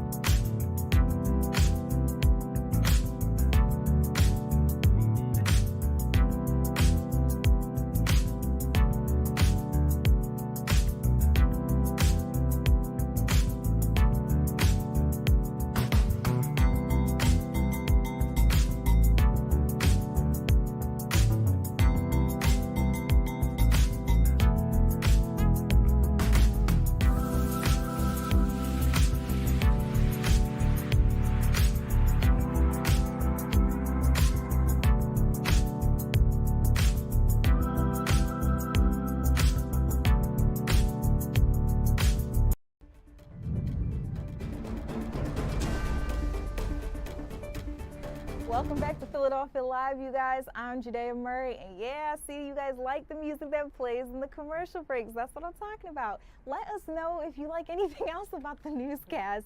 If you have a comment, a question, you're able to do that in real time. I'm checking out our comment section on TikTok. That's the way they were like, hold on, what song is this? Because they like it. Thank you, guys. Thank you. All right, let's get back to some serious matters.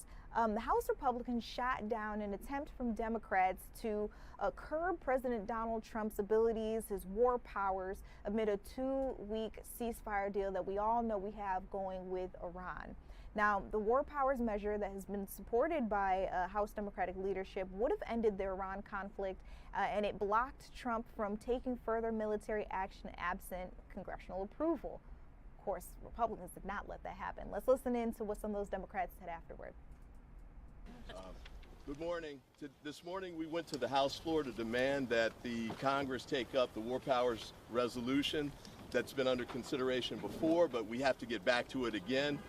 We've been at war for 40 days. We've only been in session for 33, which is another part of this pattern for the Speaker being away and being on vacation instead of being here and getting the people's work done. And we know that things are out of control over there, as we've seen. We've had problems with the Strait of Hormuz. We're falling behind on where we should be. In fact, Iran's in a better place with respect to the Strait than they were before this war started. So, and also the nuclear materials, no gains on that. The president said in June that they'd blown them all up, that they'd obliterated it, I think was the term that he used. Now they're kind of saying that they may have some more there and we need to go get it. And we've heard from other sources that there's 1,000 pounds of uranium that's still around in Iran. So it's on the wrong track. He's been terrible with the wheel. The threats of total annihilation were, beyond the pale. It's time for Congress to step in and take control of the wheel. And with that, I turn it over to Mr. Congressman Beyer. Thank you. Thank you. Go ahead. Mr. Ivey said it very well, but let me just add two things. The only final reconciliation here will be diplomacy. We had a joint comprehensive plan of action in the Obama administration that was going to postpone any nuclear weapon they had for at least 20 years. It's worked really well. Trump tore it up and now is trying to do it with bombs. It's not working. Iran's probably more resolute than ever to build a nuclear weapon since they now decide that's the only way they can ever be safe. So we have to turn back to diplomacy. It's also essential that everyone respect the ceasefire, and that includes Israel's activities in Lebanon and Beirut, where they're bombing downtown Beirut. Let me also just say, the Constitution is very clear that the power to declare war rests with the Congress. All right, you guys, I'm so sorry, but I do have to interrupt that press conference because I do see the mayor of the city of Philadelphia has just gotten up to that podium. Remember, we have been on podium watch. She's expected to give us some updates on this partial garage collapse. One person is dead. 2 people we know they are still looking for. She's getting ready to talk. Let's listen in together. Let me start by saying good evening, everyone. I am here tonight with Philadelphia Fire Commissioner Jeff Thompson, our Managing Director Adam Teal, Police Commissioner Kevin Bethel, our Deputy Managing Director Don Morales, our First Deputy Police Commissioner John Stanford, our City Solicitor Renee Garcia, PEMA Director, and we're grateful to have him with us, Randy Padfield, and other leaders of our emergency and public safety teams for the city of Philadelphia.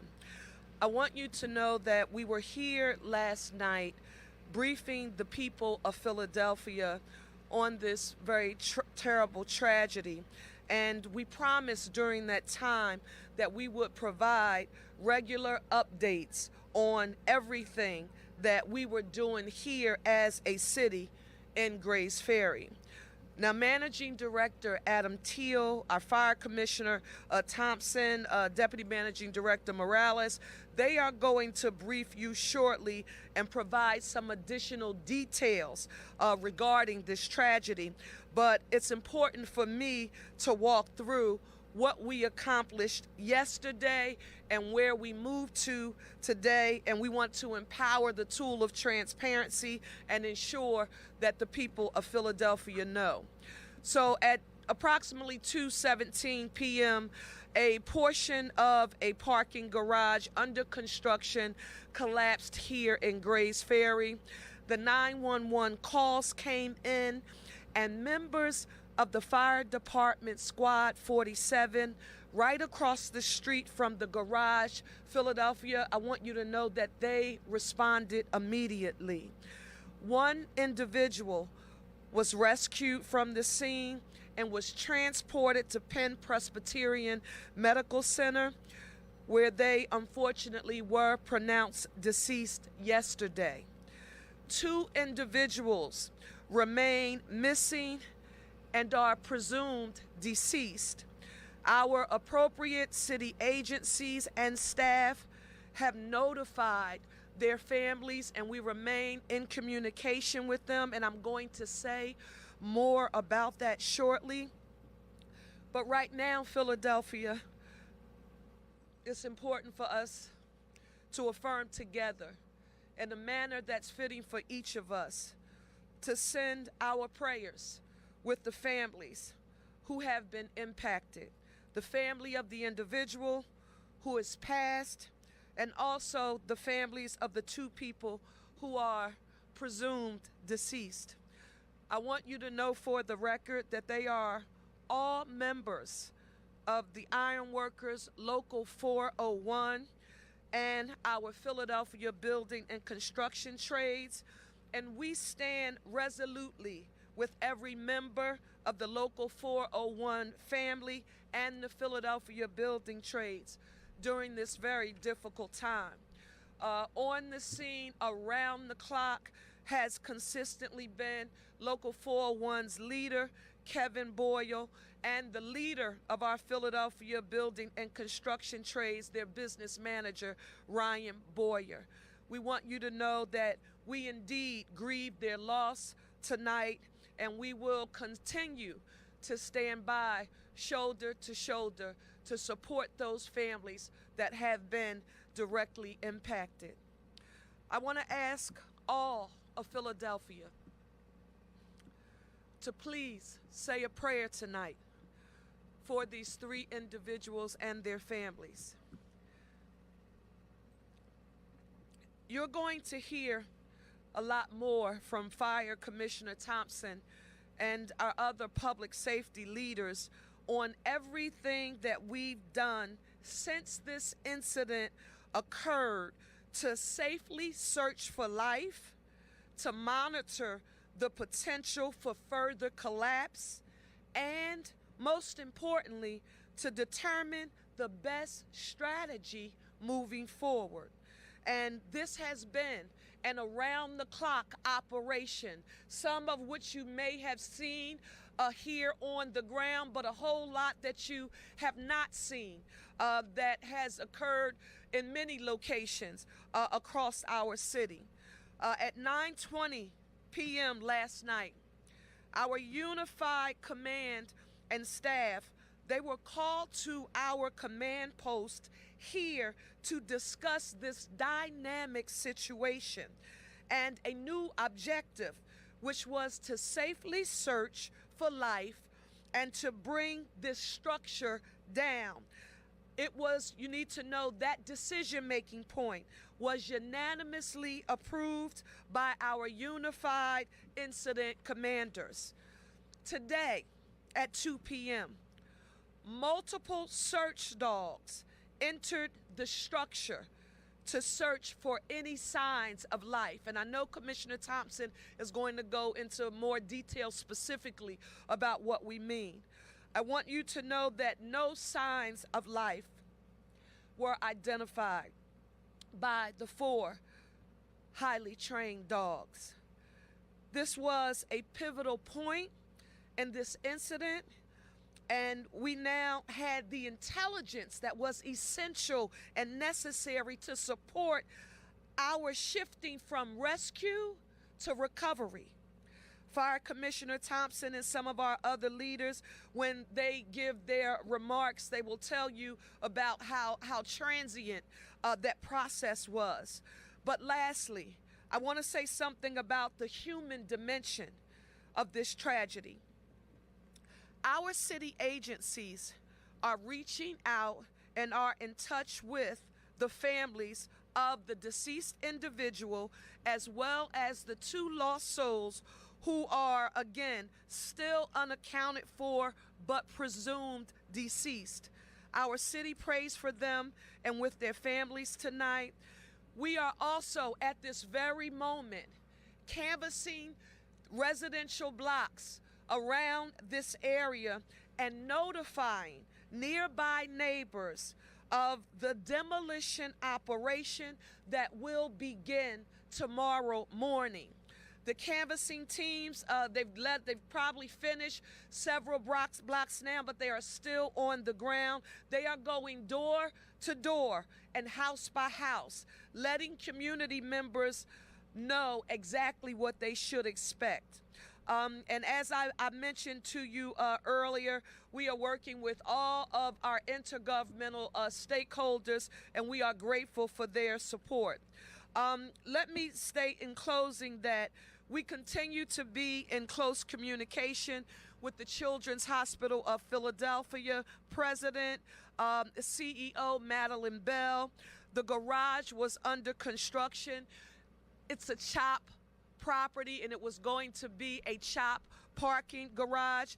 They have worked with the city of Philadelphia in an extremely collaborative fashion, and we want to thank Madeline Bell and Donald and their entire team for making sure that they have communicated with us in every way possible. I also have been in communication with our governor, Josh Shapiro. My team has been also in communication with Council President Kenyatta Johnson and our House Appropriations Chairman, State Representative Jordan Harris. You all know that intergovernmental collaboration, I am unapologetic about that being the foundation of how my administration functions, and it's with that in mind that I need to wholeheartedly thank OSHA. I need to thank PEMA, the Department of Environmental Protection, our State Department of Environmental Protection, and our State Department of Labor and Industry for all of their hard work and collaboration. Our city will continue to investigate this garage collapse, and we will do it thoroughly and efficiently to learn all of the relevant facts of this terrible tragedy, and we will continue to communicate with the people of Philadelphia. If there is anyone who lives in the immediate neighborhood who needs trauma care and or support, please call DBHIDS. All you have to do is dial 988, and you will get a live person who can provide you with any kind of support you may need during this very trying time. We are going to cross every T, Philadelphia, and dot every I until we get to the bottom of what happened here on Wednesday. I'm going to turn it over to our Managing Director, Adam Teal. You'll then hear from Commissioner Thompson and close with Deputy Managing Director Morales. Thank you.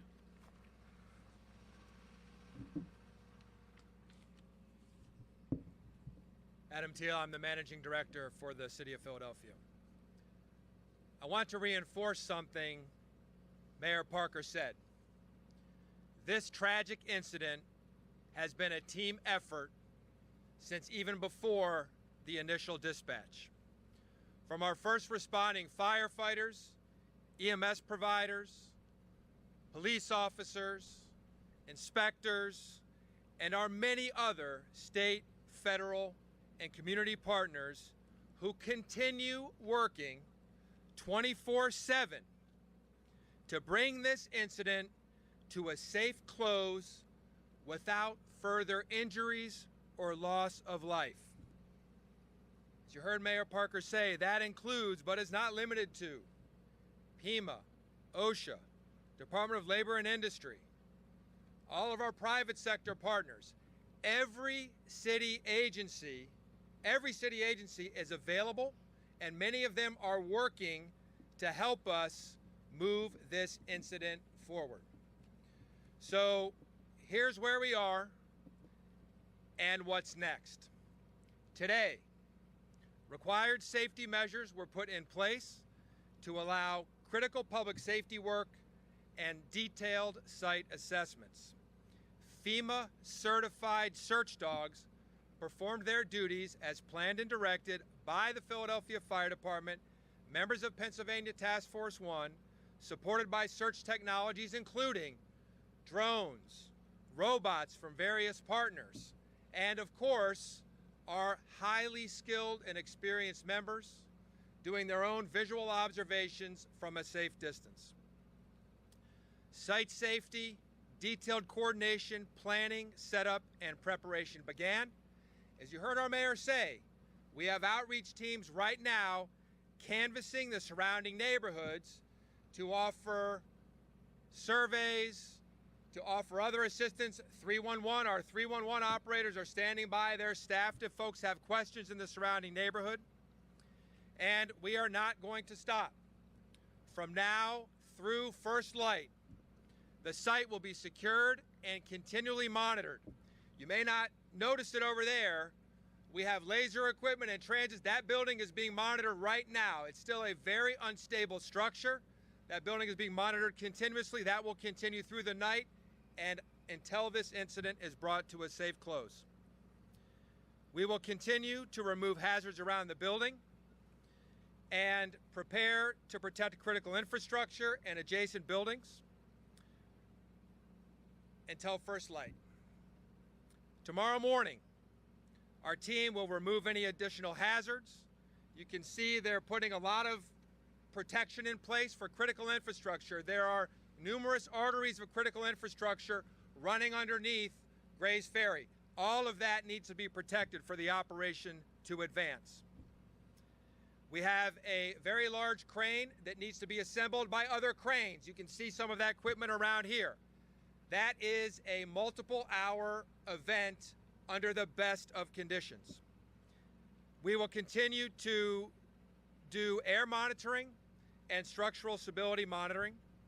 From noon to 8 p.m., we expect to conduct final approval of the operational plan with all of our construction and intergovernmental partners.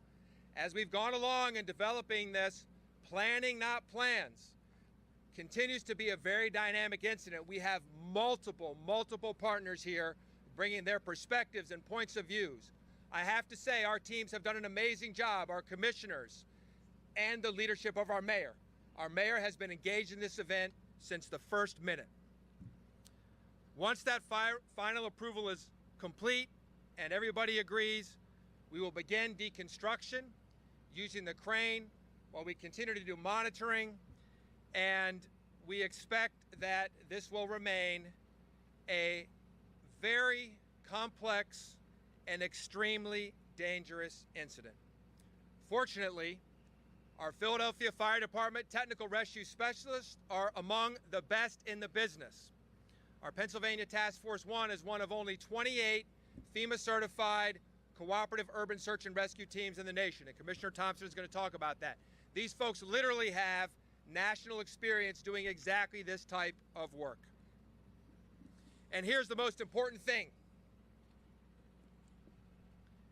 We, all of us, everybody you see here, and all of the hundreds of people working still now, we will not stop until everyone is returned to their loved ones with dignity, respect, and honor. The same dignity and respect that we offer to our own fallen members.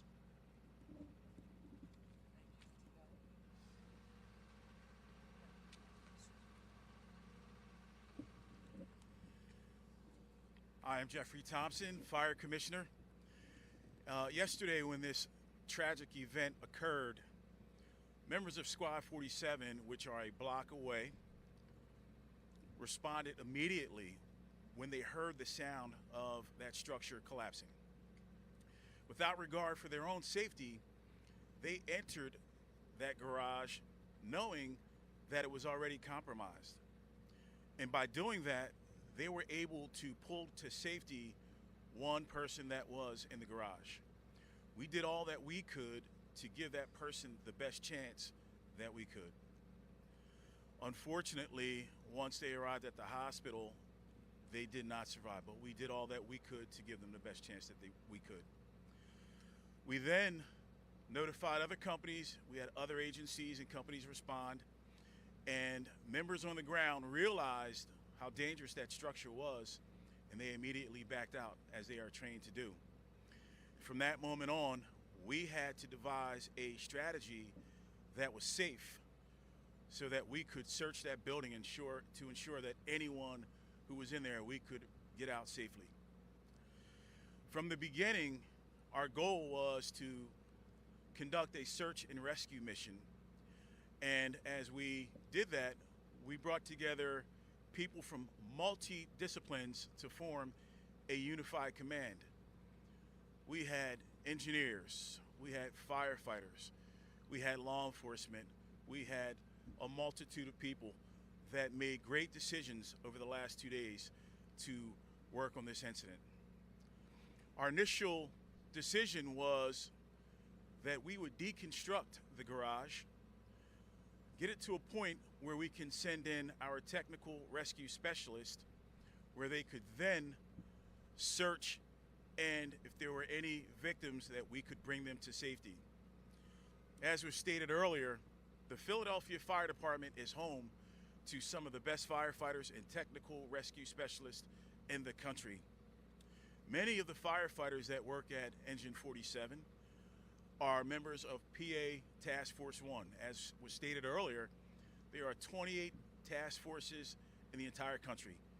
8 are in California. Philadelphia is home to 1. So we had the right people at the right time doing the work. As we formulated our strategy, we began to bring in other resources to ensure that we could get that done. And we worked throughout the night. We had engineers on scene all night. They had lasers, transits to monitor the building for movement. And unfortunately, they did detect severe movement, which was an indicator that this building was severely unstable and could collapse at any moment. When I got that information, I spoke with the team, and we had to think about a different strategy. The engineers on the ground no longer wanted us to utilize the strategy of deconstructing the building because the building was so unstable. That strategy required us to put a crane very close to the building, and the crane operator would then be in a collapse zone, and we did not want to put anyone else in harm's way.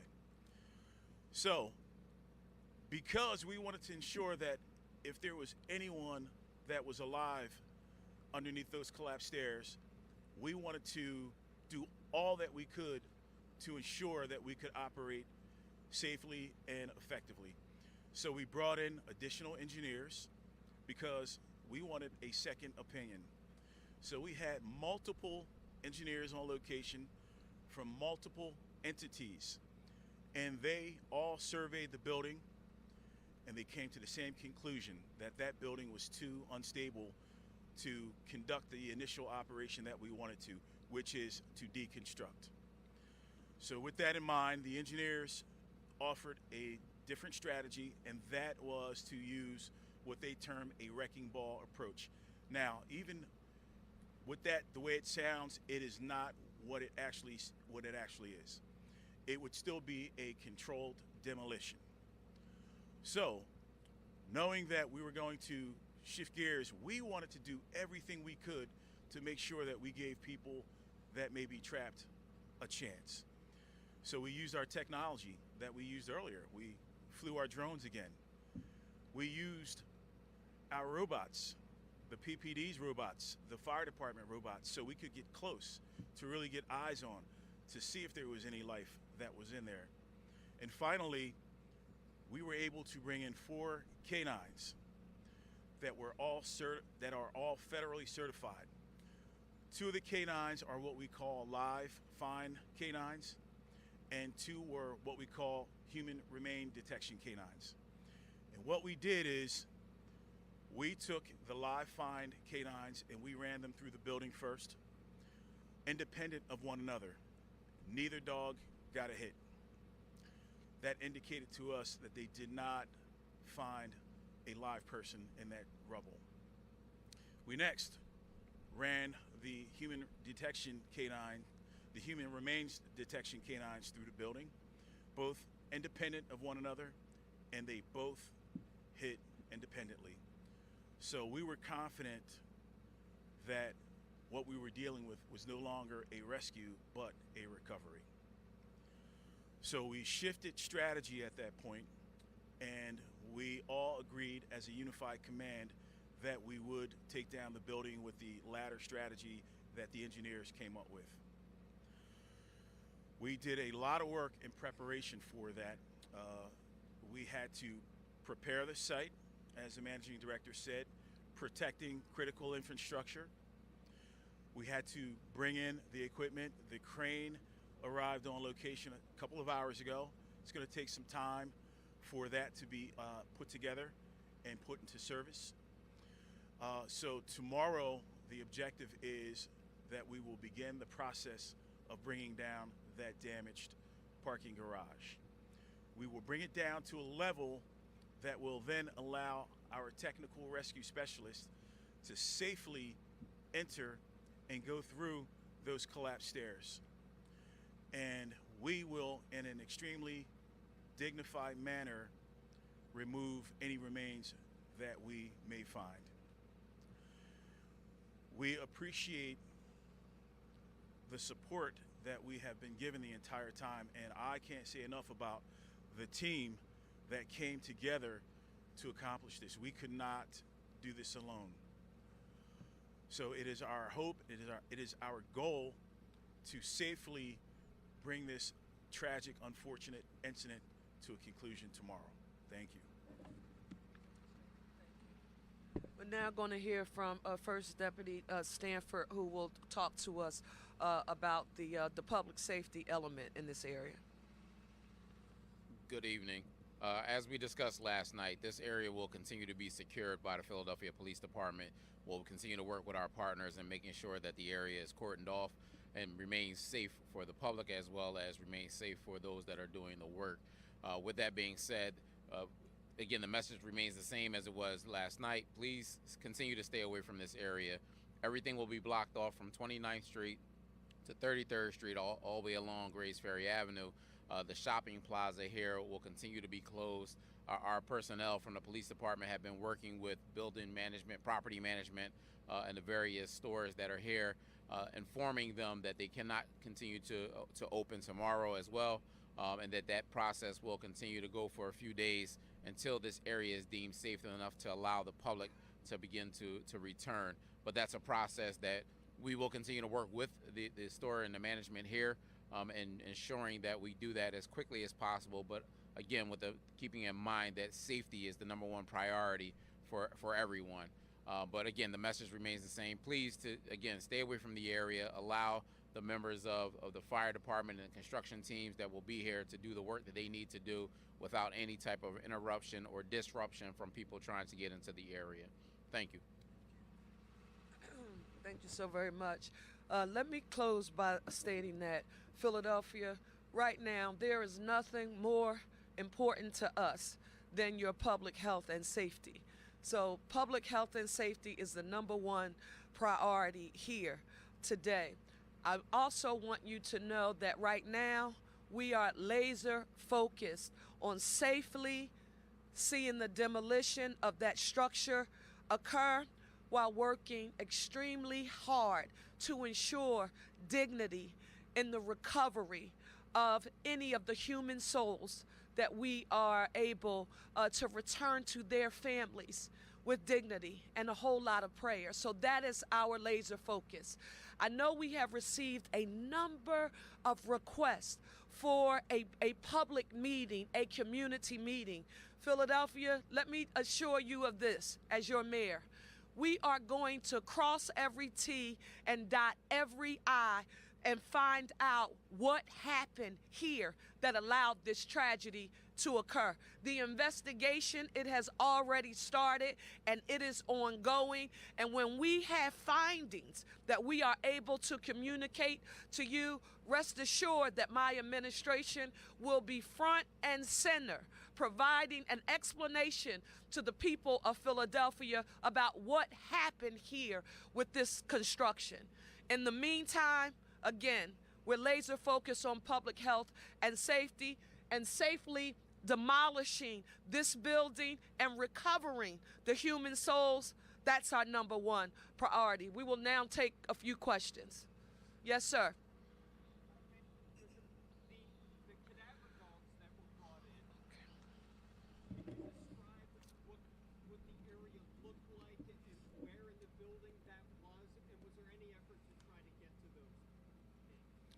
Yeah, so in the initial effort, our firefighters were in that structure. They went there immediately. That's how we were able to save. We did rescue one person, and unfortunately, they succumbed to their injuries. But we were in there initially. We had eyes on, but we quickly realized that that structure was much too dangerous to operate in. So these canines that we brought in are federally certified dogs. They're trained. There are multiple types. One is they are the live fine dogs, and then you have the human remains dogs. So they are trained to respond to commands, and they were put into the space, and they return the results that I reported. Thank you for that question. I appreciate that. We'll take one more.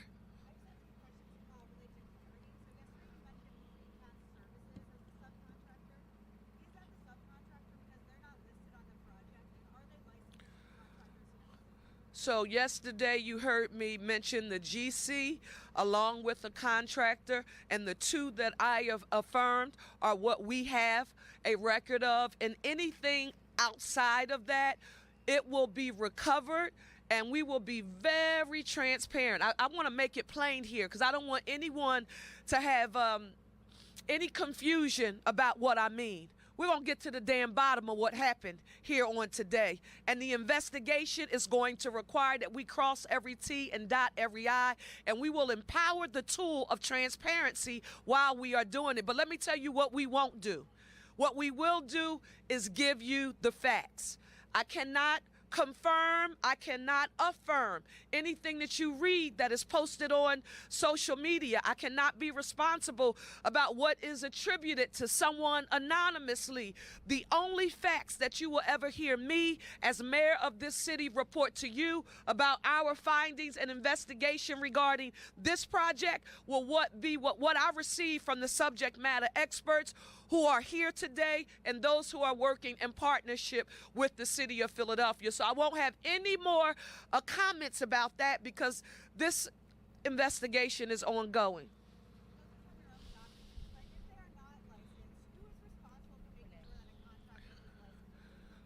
This is an ongoing investigation, and we will not go into any further detail about that, but rest assured, as soon as we are in a position to do so, and our city solicitor, Renee Garcia, is here, we will make that information readily available. Yes, ma'am.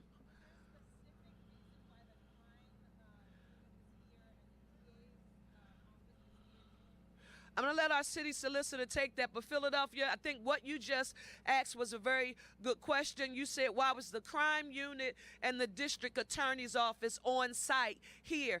And that just affirms, Philadelphia, what you've heard me recently say, that this is an ongoing investigation. And so aside from our active public health and safety operations to safely demolish the building and recover the human souls that are there, this is an ongoing investigation. I'll turn it over to Solicitor Garcia. Thank you for the question and good evening. I want to be clear that nobody knows what happened here. There are many agencies, local, state, and federal, that are conducting investigations because now is the best time to preserve all evidence. We don't want to come into some facts later on and not be able to recreate what happened. So out of the abundance of caution, we are preserving absolutely everything, and that's why you saw the DA's office as well. Again, just as precaution at every level of the government, there's an investigation going on. But a very good question. I thank you for asking it. Let me just say as we conclude, I want to say a special thank you to all of the members of my team, our intergovernmental partners, and even our private sector partners, and of course, our family here at CHOP. Thank each and every one of you for your support and your collaboration and being together. You know, that's where we get the strength to meet this moment. And we'll report back to you tomorrow at the conclusion and close of our operations on that day. Thank you so much. All right, you guys, as this comes to an end, I want to go back over some of the biggest details with you, just in case you were just now joining us and maybe you missed out on what she had to say. There are quite a few questions that came in through our TikTok live stream chat. I was trying to write back to you guys in real time, but just in case you missed some of it, let's go over the details. So first and foremost, that press conference was regarding a partial garage collapse. It's a parking garage here in the city of Philadelphia. It's located on Grays Ferry Avenue. And we heard that, like I said, it was a partial collapse. So it's the stairwell part of the garage. I believe we actually have some chopper video, if we can pull it up, just so they have a visual. Beautiful. Okay, so in this part of the video, you see the first responders getting there on scene. They're trying to assess the situation. The chopper will continue to fly around and you'll get a better image of what exactly it is that we're talking about here. But in the meantime, so they say part of the garage came down and there was active construction happening at that garage. So I saw a couple of you asking, why were people inside? They were actively working on that garage when this collapse happened yesterday. And so at the time, they knew that one person had been pulled from the rubble or from the collapse. That person was confirmed to be dead. However, we were also looking into two people that were missing, two unconfirmed people. They didn't know exactly where they were. And so that's when they entered their search and rescue part of this investigation. Unfortunately, now we just heard from the mayor that the search and rescue portion has now turned into a recovery process because they are presuming those two people who haven't been found to be dead. They say that they had cadaver dogs and rescue dogs go into that area. It's still considered too, I guess, a fragile of a structure for them to send in actual investigators, but they said they sent in 4 dogs and all 4 dogs could not find any signs of life. And so that is when they determined that they would now be going into a recovery process. So they say sometime tomorrow, they're going to knock down more of that garage, and they hope that it gives them a better way into that stairwell area, a safer way into that stairwell area, where now they will be trying to find remains or parts of these. This sounds so hard to say, and I'm so sorry if this sounds graphic, but I'm not sure of a better way to put it for you all. But they're hoping that they can give some closure, I'll say, to the family, the friends, colleagues who are just trying to figure out where is my loved one. Unfortunately, like I said, at this point in time, those 2 people that were still missing are now presumed to be dead. So there are a couple of other things that I wanted to run through with you all. They said that this area would remain blocked off from the public. That was a big part of our reporting tonight. The community has been responding to this situation because we know that that shopping plaza across the street is home to a grocery store. I believe actually the only grocery store for those neighbors, those residents. It's also to a bank, to a couple of other different shops, and we have heard that that entire parking lot, that shopping center, has been shut down. So they don't want anybody walking through that area. They don't want anybody coming to take pictures, anybody trying to get anything for social media. They want this area to remain completely cleared for the time being, and that includes tomorrow. So those business owners will still be shut down. We have heard from a couple of business owners, from one of our reporters, Shawnette Wilson, that was able to tell us that this is hard for them too. So first, let's pay attention to the people who lost their lives in this situation. And let's also pay attention to the family and friends, like I said, those colleagues who are now trying to mourn this process, and especially those who don't even have closure of what was happening here because they don't have their loved one to have a burial for or a memorial for. And I want to make space for them as well. And then let's also talk about the business owners who, without being able to run for now 2 days in a row, are missing out on money that they would be using to feed their families, to pay for different things like childcare. So a lot of people are suffering here, and I want to make space for both of them. So that's the latest that we have there on that. This area will remain blocked according to those officials from 29th Street to 33rd, and this is all as it runs through Grays Ferry Avenue. Now, the mayor, what I found the most interesting about all of this, said that there is an investigation ongoing, because another big question that we keep getting from TikTok is, how did this happen? A garage doesn't just simply collapse. Yes, they were doing construction, but were they cutting corners? These are questions I don't have the answer to. They say that they don't even have the answer to this. I actually heard from the official at the very end that no one has the answer to this. And so there is an ongoing investigation. Hopefully we figure something out soon, because we know that there was protests about this very garage. We know that some people didn't want it to be in the neighborhood anyway. They didn't want that construction, that project to be ongoing. And so, you know, a lot of people wanting to figure out what exactly happened here. She says that there may be a public meeting sometime soon where people like you who have questions, who have comments, could come and speak up and just try to figure out some more information about this. When we get information on that, I promise you we'll get it out to you. Best ways to find it if you are interested, fox29.com, Fox Local app, or follow us on social media. Again, as we get more information, we'll try to get it out to you as quickly as possible. So I'm just going back over my notes. I want to make sure that I did not miss anything. But if you did miss this part of the conversation, we'll likely have this up available on YouTube. You can watch it back. So again, that area will be closed still tomorrow. If you do go grocery shopping in that area, you're going to have to find another place to get your food, or maybe travel a little further to still go ahead and feed your family. All right, with that being said, I see another live shot that we have up for you guys. I've been talking to you about this situation that happened in California. Let's see if we can pull it up, because I don't know how much longer the sheriff will be talking. But just to give you a little bit of background information, a deputy in California was shot and killed while trying to serve a eviction notice. They say that the suspect wouldn't leave the property and hadn't paid his rent in about 35 days. And so again, they were trying to serve that eviction process when they say that he opened fire, shooting that detective, and that detective did not pull through. Let's see if we can listen into that press conference. But we will heal. We're going to be okay. We're going to get through at the end of it at the other day while honoring him. I just had my assistant earlier say, this year the Peace Officer Memorial carries more weight than I was ready to accept. And that hit home to me when she said it, because it does. Every name that goes on that wall, there's a story behind it. And oftentimes the community forgets that story, but we don't. And we're not going to forget this story, and there'll be a new name on that wall, and we're going to honor that name. So we need to grieve. We need to go through the processes of healing, and at the end of the day, we're going to come out the other side okay. Obviously, Porterville is a smaller community, and something like this can be traumatic, and obviously a lot of residents are concerned. Do you have a message to the Porterville community tonight? Yeah, I want the Porterville community to know, as well as the citizens of Tulare County, that you have some of the best law enforcement that money can buy working right here in Tulare County and right here in the city of Porterville. You can see all the agencies that came together to work together, and these aren't just words to make people feel better. We really have law enforcement that get along with each other. They grew up with each other. They grew up here, just like in Fresno, just like in Kern. We know each other.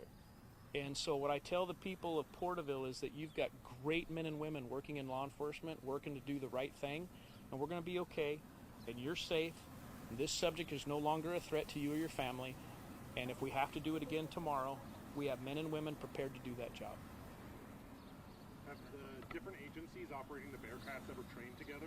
Or is this their We constantly train with outside. That's a great question, too. Who are you from? I'm with ABC 30. Okay, so that's a great question. So we do.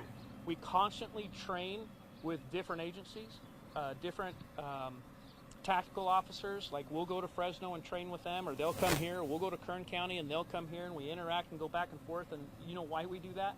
For days like this. Yeah, great question. Thank you all. I need to get back over, okay? Thank you, sir. Hey, thank you, Sheriff. My condolences. So we're wrapping up that press conference as well. Two very big stories happening across the United States. Here in Philadelphia, we're trying to learn more about this partial garage collapse. We knew that one person was confirmed dead. Now we know that those two people who were still missing are presumably dead as well. And then out in California, I just told you about a detective who was shot and killed in the line of duty. He was just trying to serve a eviction notice to a man, and they say that man shot and killed him and then barricaded himself into some sort of structure out there.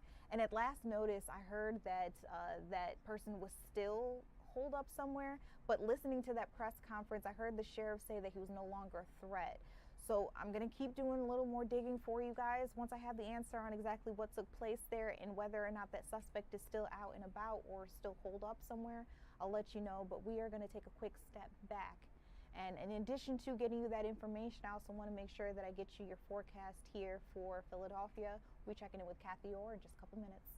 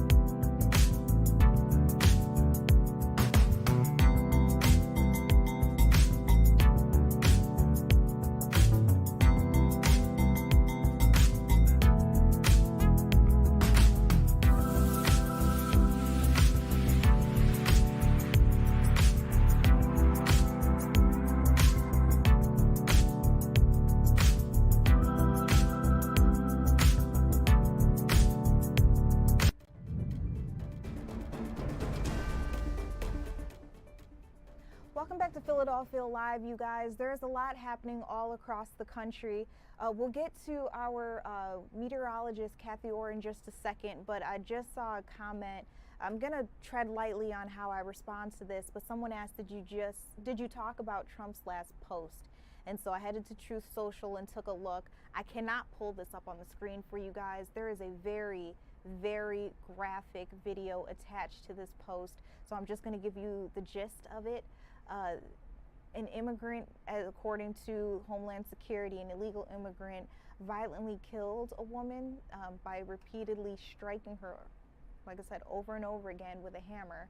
And I'm starting to get emotional myself, but in the video that was just posted by our president on Truth Social, you can see the act happening. This was at a gas station in Fort Myers, Florida. A very touchy subject there.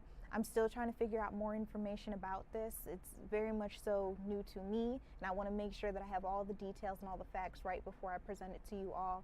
But I did want to make sure that I addressed you. You did ask in the comment section. I took a look, and we'll see what I can present to you in just a little bit. But first, let's bring things back closer here to home, to the city of Philadelphia. It was a pretty decent day out there. You know, the sun was shining. We know that in the coming days, it's going to get a little warmer, which is great to hear that we're going to have a decent weekend. So Kathy, our meteorologist, is joining us now. Kathy, I'm so sorry for the, turnaround in topics. Oh, but, that's okay. Tell me a little bit about what's happening out there in the skies. Yeah, well, Judea, we know you have to deliver the news, and we appreciate you immensely. Around the Delaware Valley, it's just pretty quiet. I mean, the good news is it's going to get warmer as the days progress. In Philadelphia right now, temperatures are falling pretty quickly. We have light winds, clear skies, and those numbers will go down into the 40s during the overnight. Behind me, you can see the beautiful skyline of the city. It's 50 degrees right now. As far as the temperatures are concerned, you can see 50 in Philadelphia, 43 in South Jersey and Hamilton, 42 in Millville. And in the north and west, Reading and Allentown reporting in temperatures in the lower 50s. Overnight tonight, 30s to the north and west, 40 in Philadelphia. That's around the average. They average about 42 degrees for this time of year. And as we go into the day tomorrow, some morning fog, so be aware of that, but that's an indicator that some warm air is moving in. 50s by noon. We're talking about near 70 by the afternoon, so really nice weather. A great way to end the work week. So we go through the weekend, temperatures stay pretty stable in the 60s, and it's really not until next week that you see those oranges and those dark oranges and reds to the south that they begin to invade. And those contours represent temperatures in the 80s and the 90s. Saturday will be up to around 66 degrees or so in the city. Westchester 63, Pottstown 63, 50s in the Poconos, 60s down the shore. So a pleasant day, not particularly warm, and it stays that way, of course, for Sunday as well. Phillies home this weekend. The homestand begins tomorrow. First pitch 6:40. We'll start off near 70 for the first pitch, and then by the time the sun sets, it's about 7:35, we'll see some cooler temperatures, late night temperatures in the 50s. Want to get out, get the car washed, do some yard work? I have to do all of the above. It's going to be a nice dry stretch right through the beginning of next week. We do have a front coming through tomorrow night, could bring a few sprinkles, and that's what's going to reinforce those cooler temperatures for Saturday and Sunday. But nonetheless, looks like a really nice weekend. After a cool start, a pleasant finish for your Friday, 60s over the weekend, 80s Monday and Tuesday, Wednesday and Thursday, back-to-back 90s. That only happens as far as a 90-degree temperature in April about once or twice a decade. Next week, yes, we're talking 90s. The earliest 90-degree day ever was April 7th, and that was back in 1929. In 2002, it was mid-month, and that's the same case that we're going to be seeing next week as temperatures rise into the 90s. So not unprecedented, Judea, but very unusual to see 90-degree temperatures this early in April, and especially back-to-back. You know, Kathy, you know what I think it is? Remember we were talking and I said it was my birthday coming up and that I'd be talking to Mother Nature. I think she heard me. I think she was listening. She did. Did you manifest this? Is that what you did? I did. I've well been doing done. all the right things. I've been drinking my water. I've been minding my business, and the universe is thanking me. Well, I think that's great. And you look fabulous, by the way, I might add. Thank you. So do you. You always look great, though. I'm just trying to keep up. Appreciate it. Have a good night. Right. You have a good night as well. All right, you guys, so that was a look at your forecast here in the city of Philadelphia. We're keeping up with some of the biggest headlines of the day. I did want to make sure that I came back to that story I was telling you about right before the break. I told you the president has put out a new post on Truth Social in which he is addressing a situation where we heard a person has been suspected and accused of bludgeoning a woman to death, of course, with a hammer. And in the video that he posted on his page, you can actually see it's very graphic, so I'm just giving you a warning, but you can see this person hitting this woman over and over again in the head at a gas station in Florida. This is Fort Myers that we're talking about here. So surveillance video has been released. The president has obtained it. He has put it out on Truth Social. Now, the Department of Homeland Security confirmed that this person in the video they believe to be a Haitian illegal immigrant. And so they say regardless of what happens with this case, with this investigation, that person will be deported. So that's the latest information that I have there on that. We're going to keep going and try to lighten things up a little bit. We're going to take a step back. When we come back, I want to talk to you about some of the exciting things that are happening around town here in the city of Philadelphia. And of course, we're going to touch base with our sports team just to see how our guys are doing out there. You know, the Flyers are playing and the 76ers are playing. I need to know if we are going to win, though. We'll have more on that when we come back.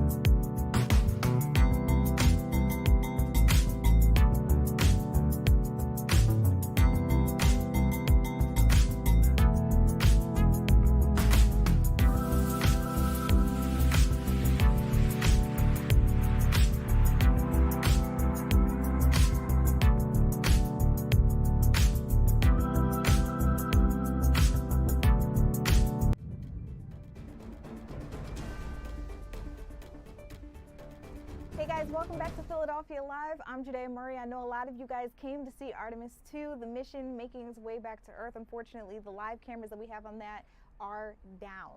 So of course, I can't show you where they are in outer space, but they do say that they are well on track to make it back on time. Tomorrow, sometime in the evening, we're expecting that splashdown to take place in California, which is going to be a really, really exciting thing. But while California has that exciting thing going on tomorrow, I mean, things are going to get on and popping here in the state of, or in Commonwealth, excuse me, of Philadelphia, or, oh my goodness, let's take a step back. Things are going to get pretty great in the Commonwealth of Pennsylvania in no time. So Governor Josh Shapiro announced today that there is a free concert series coming our way. And this is a big lineup that he's preaching about here. We're going to hear performances from Lady A. Nelly, the Avett Brothers, Third Eye Blind, and a couple of other performers that will help highlight Pennsylvania's historic role and, of course, as the birthplace of our entire nation. So California, yeah, you may have the astronauts, but we've got the Party for America 250. It's definitely going to be a time to be had if you come on out our way. Let's go over some of the top headlines of the day. I've got two for you, and then I want to get right on out to sports. So first of all, we've gotten some advances in some DNA technology, and apparently it is helping us link a suspect to two cold case homicides out in Camden County. So this is a very big deal for the state of New Jersey. That DNA evidence has led detectives to identifying a man that lives there as a suspect who's been responsible for the murder of two young women in the 1990s. Like I said, this is a cold case that we're talking about here. Francis T. Schooley, who died in 2000 at the age of 39, has been linked through DNA evidence to the murders of 24-year-old Maribeth Welsh in Woodland in 1993, and then you guys, a 16-year-old named Jennifer Persia of Magnolia in 1994. And so again, they say that thanks to this remarkable advance made in DNA technology, they were able to come to this conclusion. Now, yes, the suspect, they say, has already died. He died in 2000, but still with some sort of resolution, I would say, for the families who have still been trying to figure out who did this and hoping that that person is not walking out on the streets among the rest of us. And according to the officials here, he is not. And then last but not least, I want to talk to you about a pretty peculiar case here. I'm smiling, but this is actually a very serious issue. So there's a school, PSD Middle School, and of course the high school as well, that they're issuing this statement out to. We heard that some kids were caught eating THC-laced gummies and they fell ill. They actually had to seek medical help. This is a very big deal. So the principal, the superintendent, they all issued a letter out to families who live in the area, trying to make sure that they're aware of this incident. Again, it happened earlier today. They say a small number of students allegedly ingested edibles laced with THC, which is of course the chemical component of marijuana. They fell ill, and the district immediately notified emergency medical personnel to take care of them. Now, they go on to mention, because they take this very seriously, that like many other schools, they're seeing an increase in the use of vapes with THC and edibles within their high school, middle schools, and they want to discourage that, of course, and hopefully one day eradicate it. They say that their student code of conduct clearly states that drugs are not permitted on school campuses and students will be disciplined accordingly. So, of course, they haven't named those students who took part in this. They are minors, but again, a very serious situation that they're just trying to make sure it doesn't happen to anyone else ever again. All right, let's take a look at the world of sports. Our Scott is joining us from the sports team. Scott, the Flyers were playing, the 76ers are playing. How are we doing out there? Well, you know, don't blame the messenger, as they say. A lot of bad news to pass on regarding Philadelphia sports tonight. The Flyers are losing 5-2 right now. They just gave up another goal to make it 5-2 in the third period, so that's not looking good, but they are getting some help from the Buffalo Sabres because they're beating the Columbus Blue Jackets. All that it means is that at least at this point they will stay in third in the division with, at this point, that would be 3 games left in the season, so they would still control their own destiny regarding that third spot in the Metropolitan Division. So the Flyers, things not looking good so far, barring some sort of a furious comeback. Again, they're losing right now 5-2. So I was just looking at the score. I mean, there's not a lot of time left, but you never know what can happen. Miracles happen every day. Maybe this will be one of them. I love your optimism. I do not quite share it. Yeah, they've I think got a lot of like, fans don't either. yeah, they got about 8 minutes left in the third period. Like I said, it'll take a furious comeback. Not that they're not capable of that, but highly unlikely at this point. And the Sixers not doing much better. They're losing by almost 20 points in the third quarter. But the big story for them today has been about Joel Embiid, and we did hear within the last hour that he is out of surgery. He had a successful appendectomy. So he had appendicitis earlier today. They took him to the hospital. They wanted to get him under surgery quickly. They did that. It was successful. Now we wait to hear on the other side how long he's going to be out. Right now they're saying he's out indefinitely. You know, logic says he's going to miss probably at least a couple weeks. So the Sixers are going to have to get on a little bit of a run if they want to see him back again this season. But right now, not going well tonight. They were starting the night in the 8th seed. This could drop them down to potentially the 9 seed in the East. They're guaranteed to be no worse than the 10th, but we'll see what happens as they only have a couple of games left this season too. Scott, this may be a silly question, but I'm going to ask it anyway because somebody may have the question too. If they do drop to the 9th and maybe even the 10th, is that still a position they could claw their way out of, or is it kind of over for them at that point? No, they can because you get at that point the top 10. So even in 10th place, you get into the play-in tournament. It's a one game at a time thing. The 9 seed plays the 10 seed. The winner of that game goes on and plays the loser of the 7 and 8 game. So you'd have to win twice if you're the 9 or 10 to get into the actual quote playoffs, where you get a full 7-game series against somebody. But yeah, there's always a chance at this point that the Sixers could do that. Those games are going to happen quickly next week. The regular season ends on Sunday.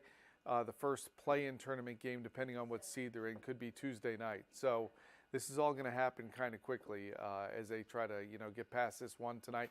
Again, doesn't look good. Not saying it's impossible, but it's the third quarter and they're down by, roughly 20 points. So probably not going to happen for a win tonight in Houston. Okay, well, it is what it is. I just hope that the team is ready to consider maybe not having Joel for the next couple of games, as you mentioned. That is an injury that he's definitely going to have to nurse. Yes, he's had surgery and it seems to be successful, but of course he's probably going to be in bed for a little bit there, just trying to make sure he's okay. Yeah, well, like I said, don't blame the messenger. I'm just here telling you what's going on. It is what it is. As reporters, as anchors, we get it all the time. Yeah. Now, one last thing that I want to talk to you about. Masters officially began today. It's probably a great time for everybody who's out there in Savannah. One of my friends got to get out there. Some people just have all the luck in the world, Scott, Yeah, hey, those tickets are hard to get if you want to go watch the Masters. You know that. Yeah.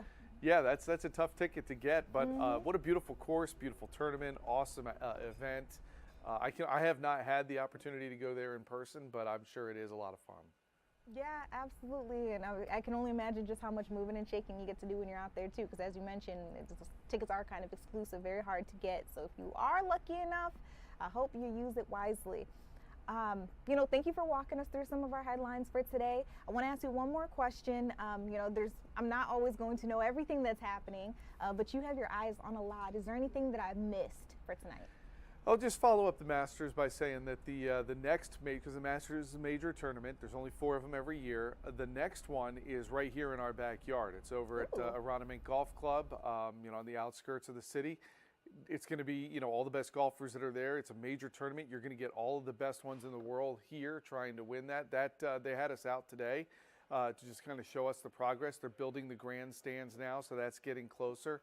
The PGA Championship is not until May, but they are already getting ready. So that's not that far away, and that will be a lot of fun, a great sporting event here. As you said, you can't get to the Masters. Maybe you can get a ticket and get out to the PGA Championship, which should be a great time as well. Okay, so hold on. We got the PGA Championship in May. Yep. Then when is the MLB, is it All-Star Game or what is it? So it'll be the PGA Championship, and then it won't be more than a couple of weeks, and we've got the World Cup, going on here and around the whole North America. And then, the FIFA World Cup. And then we've got right after the last game here in Philadelphia will be July 4th. That'll be one of those knockout round games of FIFA. The week later, we have the All-Star Game here. Yeah, and then, a couple weeks after that, the Eagles will begin training camp, and we're off and running into the fall. So, yeah, very busy summer in the world of sports around here. So plenty to do if you're looking for something to do. Absolutely. You know I am. I'm trying to figure out all the cool things to do around here. That just means I have to have the money for it. I need to start saving now. Yeah, that's another problem. But oh my gosh, July 4th, I can only imagine after the game, you're going to have fireworks. It's probably just going to be an amazing time for everybody in the city of Philadelphia, but just Pennsylvanians in general. Oh, yeah, absolutely. I think it's going to be a blast. Yeah. All right, Scott, thank you so much. We're going to keep the ball rolling on some of our biggest things happening around town. So let's just recap in case you missed everything. We've talked about a lot of different stories. So first and foremost, we have the partial garage collapse here in the city of Philadelphia, where we heard originally one person confirmed to be dead, and then they were saying that they were still searching for 2 people who had been unaccounted for. Unfortunately, after a press conference with the mayor a little earlier, we did hear that those 2 people are presumed to be dead because they sent dogs into that structure, which, by the way, is compromised. So yes, it partially came down, and at this point in time, they believe that it is not at all safe for people to go in there. They did send dogs.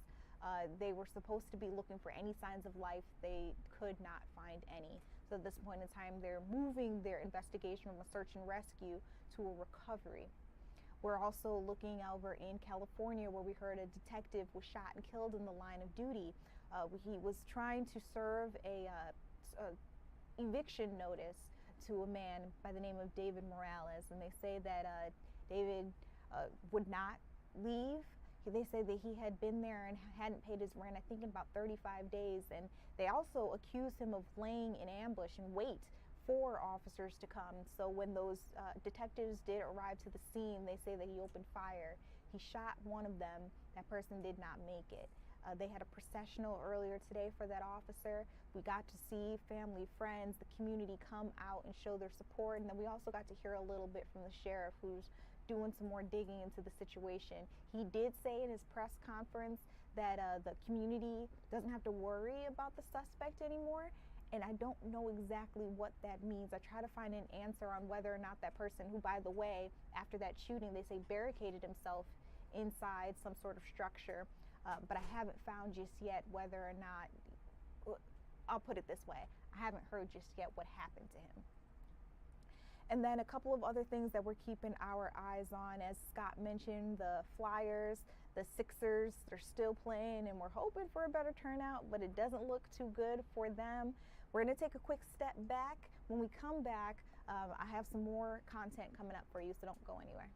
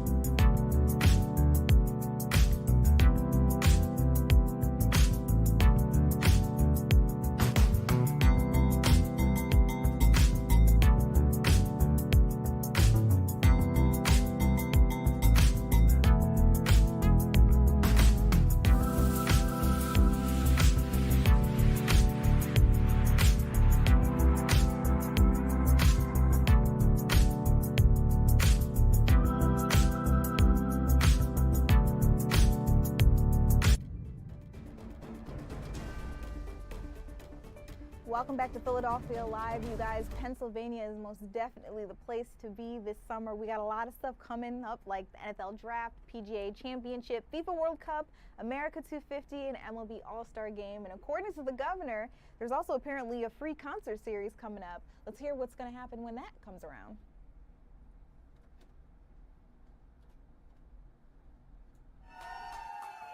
Man, you look great. I love how one community's chirping at the other to see, you know, who's in the top spot. Let me say to our friends here at Hershey, thank you for hosting us, and of course, to the great Cassandra Coleman for her incredible work over many years to get us to this point.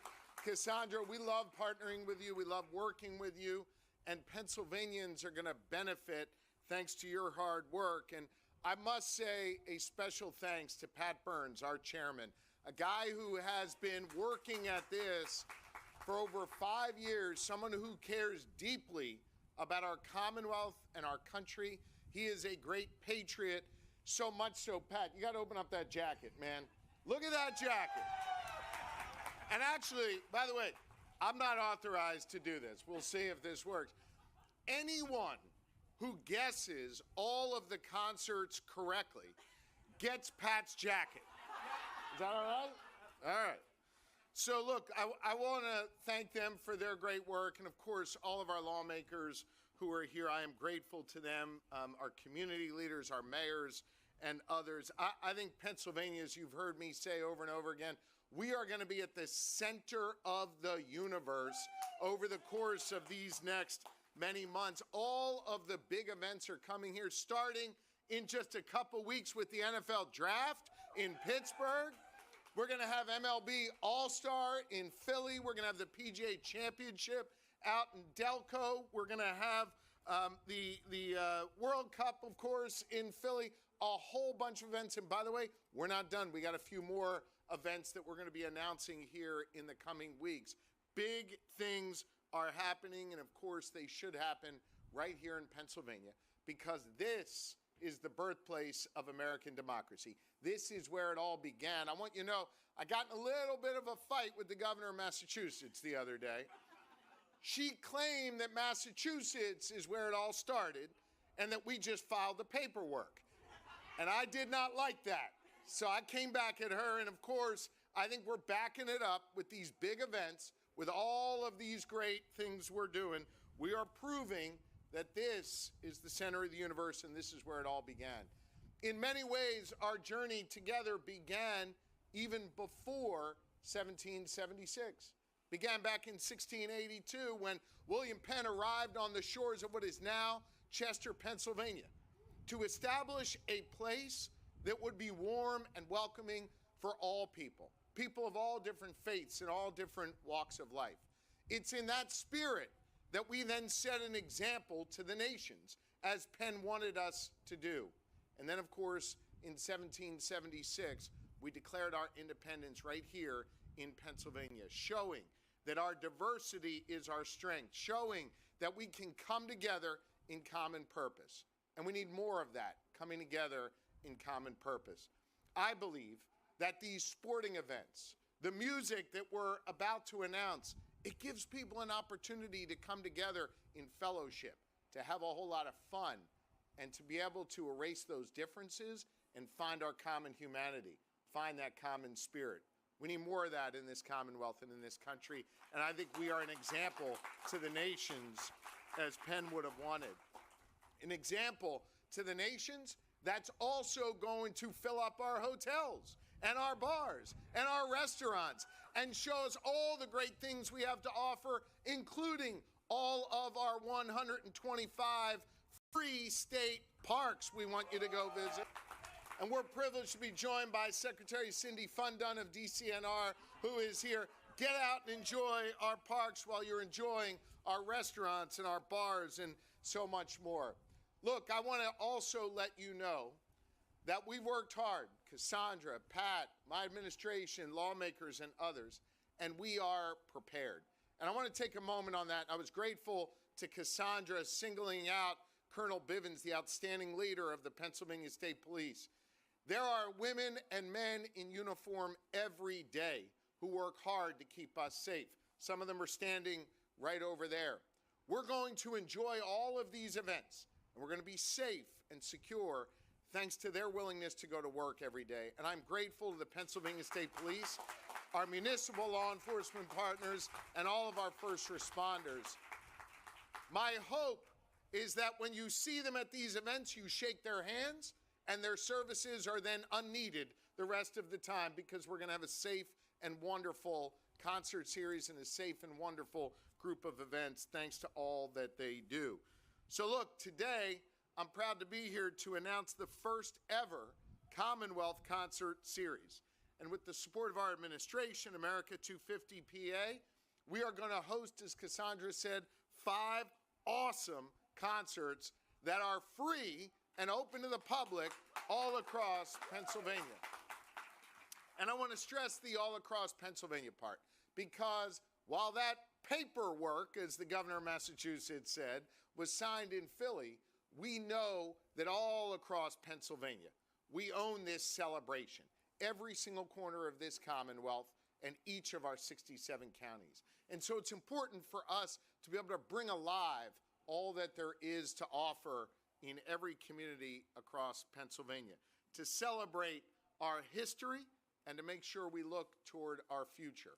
These concerts are an opportunity to do that, to salute those everyday heroes that built this country, the women and men of organized labor, the heroes that go to work every day like our healthcare workers, our teachers, our vets, our military service members and first responders, the great farmers in Pennsylvania that feed not just our Commonwealth, but feed the entire world, our Pennsylvania innovators who saved lives like Jonas Salk did, or who helped birth the energy that this country and this world depend on, like Ben Franklin, the greatest inventor of all time.